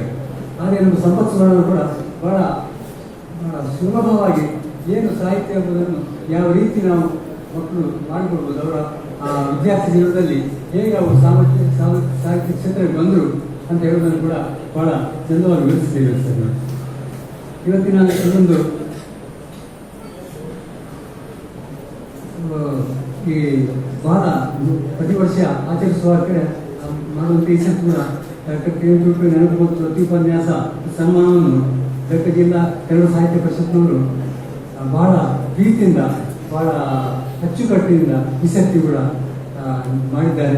ಇಲ್ಲಿ ನಾನು ಇದಕ್ಕಾಗಿ ಅಭಿನಂದನೆ ಸಲ್ಲಿಸ್ತೇನೆ ಸರ್. ಮತ್ತು ಇಲ್ಲಿಯ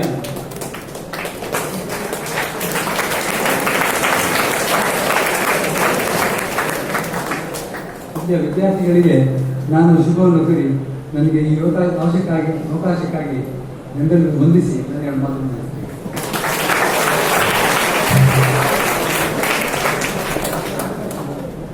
ಧನ್ಯವಾದಗಳು ಸರ್.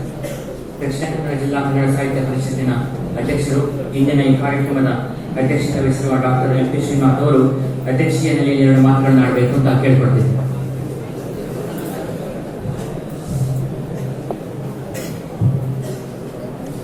ಎಲ್ಲರಿಗೂ ನಮಸ್ಕಾರ. ವೇದಿಕೆಯಲ್ಲಿರುವ ಎಲ್ಲ ಗಣ್ಯರೇ, ವೇದಿಕೆಯ ಮುಂಭಾಗದಲ್ಲಿರುವ ಸಾಹಿತಿಗಳೇ, ಸಾಹಿತ್ಯ ಬಂಧುಗಳೇ, ವಿದ್ಯಾರ್ಥಿಗಳೇ, ಡಾಕ್ಟರ್ ಟಿ.ಎನ್. ತುಳುಪುಳೆ ನೆನಪು ದತ್ತಿ ಉಪನ್ಯಾಸ ಮತ್ತು ಸನ್ಮಾನ ಕಾರ್ಯಕ್ರಮ. ನಮ್ಮ ಜಿಲ್ಲೆಯಲ್ಲಿ ಒಟ್ಟು 32 ದತ್ತಿ ನಿಧಿ ಉಪನ್ಯಾಸ ಕಾರ್ಯಕ್ರಮಗಳಿವೆ. ಅದರಲ್ಲಿ ಅತಿ ಹೆಚ್ಚು ದತ್ತಿ ನಿಧಿ ಇರುವಂಥದ್ದು ಬಂಟ್ವಾಳ ತಾಲೂಕಿನಲ್ಲಿ 16 ದತ್ತಿ ನಿಧಿ ಇದೆ.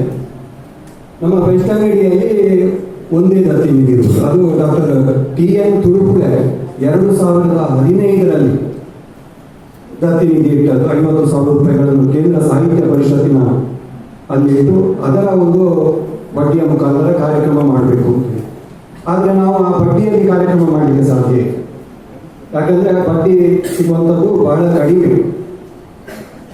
ಆ ದೃಷ್ಟಿಯಲ್ಲಿ ನಾವು ಆಯೋಜಕರು ಇವತ್ತಿನ ಎಂ.ಎನ್. ತುಳುಪುಳೆ ಅವರು ಪ್ರತಿ ವರ್ಷ ನಮಗೆ ಮರೆತು ಹೋದರೂ ಕೂಡ ಡಾಕ್ಟರ್ ಎಂ.ಎನ್. ತುಳುಪುಳೆ ಅವರು ಫೋನ್ ಮಾಡಿ ನೀವು ಯಾವಾಗ ಕಾರ್ಯಕ್ರಮ ಮಾಡ್ತೀರಿ ಅಂದ್ರೆ ಅವರಿಗೆ ದತ್ತಿ ನಿಧಿ ಆಗಬೇಕು. ಟಿ.ಎನ್. ತುಳುಪುಳೆ ಅವರ ಮನಸ್ಸಿನಲ್ಲಿ ಏನಿತ್ತು ಅದನ್ನು ಚೆನ್ನಾಗಿ ಎಂ.ಎನ್. ತುಳುಪುಳೆ ಅರ್ಥ ಮಾಡಿಕೊಂಡಿದ್ದಾರೆ. ದತ್ತಿ ನಿಧಿ ಇಡುವ ಸಂದರ್ಭದಲ್ಲಿ ಟಿ.ಎನ್. ತುಳುಪುಳೆ ಅವರು ಒಂದು ಮಾತು ಹೇಳಿದರು. ಇದು ಬೆಳ್ತಂಗಡಿ ತಾಲೂಕಿನ ಆಗ ಯಶೋವರ್ಮರು ತಾಲೂಕಿನ ಅಧ್ಯಕ್ಷರಾಗಿದ್ದರು. ಈ ಪರಿಸರದಲ್ಲಿ ನಮ್ಮ ಶಿಕ್ಷಣ ಸಂಸ್ಥೆಗಳ ಒಂದು ನೇತೃತ್ವದಲ್ಲಿ ಆ ಕಾರ್ಯಕ್ರಮವನ್ನು ಕೂಡ ಮಾಡಬೇಕು ಅಂತೇಳಿ ಆ ಪ್ರಕಾರ ನಾವು ಕೂಡ ಮಾಡಿದ್ದೇವೆ. ಅಲ್ಲಿ ಅರ್ಜಿಯನ್ನು ತುಂಬುವಾಗ ಕೂಡ ಅದನ್ನು ಬರಿಬೇಕಾಗ್ತದೆ. ಆ ರೀತಿಯಾಗಿ ಇವತ್ತು ಇಲ್ಲಿ ನಾವು ಮಾಡಿದ್ದೇವೆ. ವಸತಿ ಕಾಲೇಜಿನಲ್ಲಿ ನಾವು ಕಾರ್ಯಕ್ರಮ ಮಾಡಿದ್ದೇವೆ. ನಾವು ಅದನ್ನು ಯಾವುದೋ ಒಂದು ಸಂಘ ಸಂಸ್ಥೆಗಳಲ್ಲಿ ಅಥವಾ ಇನ್ನು ಯಾವುದೋ ಒಂದು ಹಾಲಿನಲ್ಲಿ ಮಾಡಬಹುದಿತ್ತು. ಇಲ್ಲ, ಇದು ವಿದ್ಯಾರ್ಥಿಗಳಿಗೆ ಪ್ರಯೋಜನ ಆಗಬೇಕು. ಡಾಕ್ಟರ್ ಟಿ.ಎನ್. ತುಳುಪುಳೆ ಅವರ ಪರಿಚಯ ವಿದ್ಯಾರ್ಥಿಗಳಿಗೆ ಆಗಬೇಕು ಎನ್ನುವ ದೃಷ್ಟಿಯಲ್ಲಿ ನಾವು ಇವತ್ತು ಈ ವಸತಿ ಕಾಲೇಜಿನಲ್ಲಿ ಮಾಡಿದ್ದೇವೆ. ಬಹುಶಃ ಟಿ.ಎನ್. ತುಳುಪುಳೆ ವೇಣೂರು ತಾಲೂಕು ಸಾಹಿತ್ಯ ಸಮ್ಮೇಳನ ಆಗುವಾಗ ಅಧ್ಯಕ್ಷತೆಯನ್ನು ಕೂಡ ಅವರು ಸರ್ವಾಧ್ಯಕ್ಷತೆ ವಹಿಸಿಕೊಂಡಿದ್ರು. ನಾವು ಬಹಳ ಬಾರಿ ಅವರ ಮನೆಗೆ ಹೋಗಿದ್ದೆ. ನಮ್ಮ ತಾಲೂಕು ಇರ್ಬೋದು ಅಥವಾ ಹೊರಗಿನ ಯಾವುದೇ ತಾಲೂಕಿನ ವ್ಯಕ್ತಿಗಳು ಕೂಡ ಪುಸ್ತಕ ಬರೆಯುವ ಸಂದರ್ಭದಲ್ಲಿ ಮೊದಲು ಪುಸ್ತಕ ಖರೀದಿ ಮಾಡುವವರು ಡಾಕ್ಟರ್ ಟಿ.ಎನ್. ತುಳುಪುಳೆ ಅವರು. ನಾನು ಸುಮಾರು 15-25 ಪುಸ್ತಕದ ಧರ್ಮಸ್ಥಳ ಕ್ಷೇತ್ರಕ್ಕೆ ಸಂಬಂಧಪಟ್ಟ ಪುಸ್ತಕದ ಸಂಯೋಜನೆ ಮಾಡುವ ಸಂದರ್ಭದಲ್ಲಿ ಅದು ಇನ್ನೂ ಮುದ್ರಣ ಆಗಲಿಲ್ಲ. ಹಾಗೆ ಅವರು ಹೇಳಿ ಆಯಿತು, ನನಗೊಂದು ಸೆಟ್ ನೀವು ಕೊಡಬೇಕು ಅಂತೇಳಿ. ಇದಕ್ಕೆ ಸಾಕ್ಷಿ ಎಂಬಂತೆ ಅವರ ಮನೆಯಲ್ಲಿ ಒಂದು ಪ್ರತ್ಯೇಕ ಕಟ್ಟಡವನ್ನೇ ಮಾಡಿದ್ದಾರೆ ಅದಕ್ಕೆ ಪುಸ್ತಕ ಇಡಲಿಕ್ಕೆ. ಅಂತ ಒಂದು ಅದ್ಭುತ ವ್ಯಕ್ತಿ ಡಾಕ್ಟರ್ ಟಿ.ಎನ್. ತುಳುಪುಳೆ ಅವರು. ಸಾಹಿತ್ಯವನ್ನು ಬಹಳಷ್ಟು ಪ್ರೀತಿಸ್ತಾ ಇದ್ರು ಅವರು. ಅದು ಕೂಡ ಬೆಳ್ತಂಗಡಿ ತಾಲೂಕು ಸಾಹಿತ್ಯ ಪರಿಷತ್ ಅವರು ಯಾವಾಗಲೂ ಹೇಳಿಕೊಂಡು, ಬೆಳ್ತಂಗಡಿ ತಾಲೂಕು ಸಾಹಿತ್ಯ ಪರಿಷತ್ ನನಗೆ ಬಹಳ ಪ್ರೀತಿ, ಒಳ್ಳೆಯ ಕಾರ್ಯಕ್ರಮವನ್ನು ನೀವು ಮಾಡ್ತಾ ಇದ್ದೀರಿ, ಅದಕ್ಕಾಗಿ ಅವರು 50,000 ರೂಪಾಯಿ ದತ್ತಿ ನಿಧಿ ಅವರು ಇಟ್ಟಿದ್ದಾರೆ. ಅಂತಹ ಮಹಾನ್ ವ್ಯಕ್ತಿ ಇವತ್ತು ನಾವು ನೆನಪು ಮಾಡ್ತಾ ಇದ್ದೇವೆ.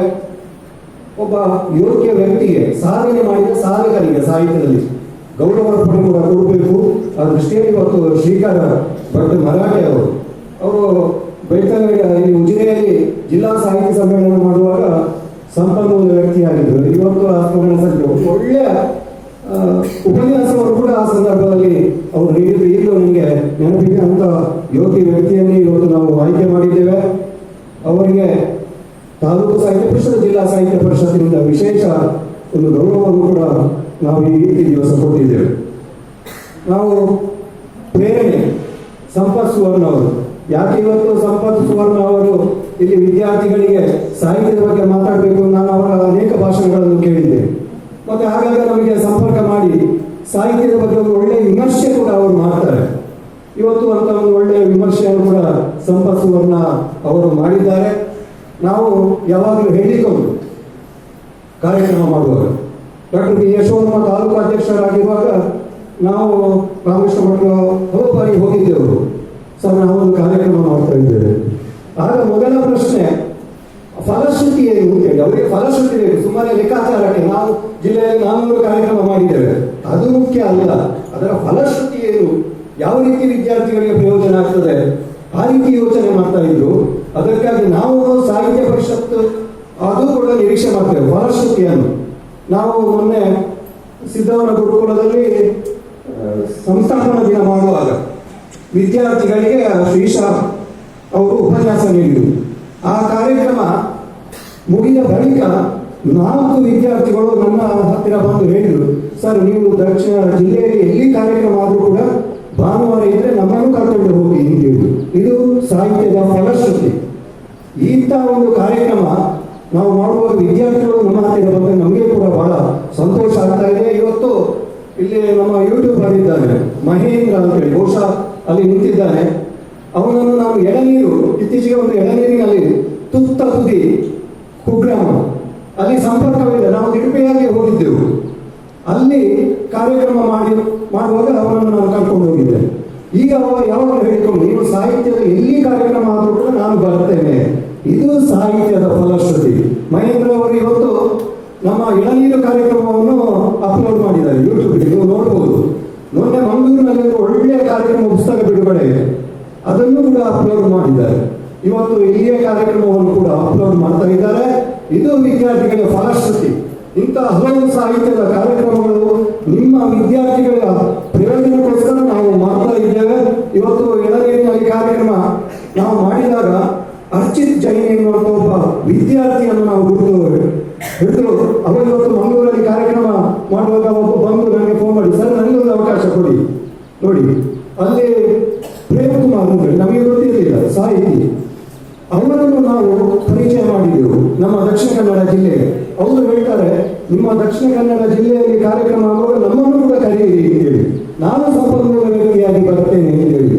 ಆಮೇಲೆ ಭಾಷಣ ಮುಗಿದ ಮೇಲೆ ಅಲ್ಲಿ ಕೆಲವು ಊರಿನವರು ಬಂದು ನಮ್ಮಲ್ಲಿ ಹೇಳಿದರು, ಸಾಹಿತ್ಯದಿಂದಾಗಿ ನಿಮ್ಮ ಆ ರಸ್ತೆಯ ಸಂಪರ್ಕದ ಬಗ್ಗೆ ಕೂಡ ನಮಗೆ ಸ್ವಲ್ಪ ನೀವು ಅದಕ್ಕೆ ಸಹಕಾರಿ ಆಗಬೇಕು, ನೀವು ಅದಕ್ಕೆ ಪ್ರಯತ್ನ ಮಾಡಬೇಕು ಅಂತೇಳಿ ಹೇಳಿದರು. ಅದು ಹೇಗೆ ಅಂತ ಹೇಳಿದ್ರೆ ಸಾಹಿತ್ಯದ ಮೂಲಕ ಕೂಡ ನಾವು ಸಂಬಂಧಪಟ್ಟವರಿಗೆ ಮನವಿಯನ್ನು ಸಾಗಿಸುವಂಥದ್ದು.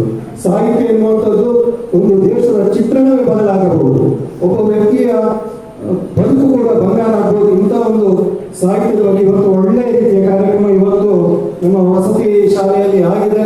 ವಿಶೇಷವಾಗಿ ನಮಗೆ ಬಹಳ ಸಂತೋಷ ಆಗಿದೆ. ಡಾಕ್ಟರ್ ಟಿ.ಎನ್. ತುಳುಪುಡೆ ಅವರ ಬಂಧುಗಳೆಲ್ಲ ಬಂದಿದ್ದೀರಿ, ಇಲ್ಲಿ ಉಪಸ್ಥಿತಿ ಇದ್ದೀರಿ. ವಿದ್ಯಾರ್ಥಿಗಳು ಬಹಳ ಆಸಕ್ತಿಯಿಂದ ಕೇಳಿದ್ದೀರಿ. ಒಳ್ಳೆಯ ವ್ಯವಸ್ಥೆಯನ್ನು ನಮ್ಮ ಪ್ರಾಂಶುಪಾಲರು ಇಲ್ಲಿ ಮಾಡಿದ್ದಾರೆ. ವಿಶೇಷವಾಗಿ ಅವರಿಗೆ ಈ ಸಂದರ್ಭದಲ್ಲಿ ನಾನು ವೈಯಕ್ತಿಕವಾಗಿ ಕೃತಜ್ಞತೆಯನ್ನು ಸಲ್ಲಿಸಿ ನನ್ನ ಮಾತಿಗೆ ಪೂರ್ಣ ವಿರಾಮ ಮಾಡ್ತೇನೆ. ಜೈ ಹಿಂದ್, ಜೈ ಕನ್ನಡ.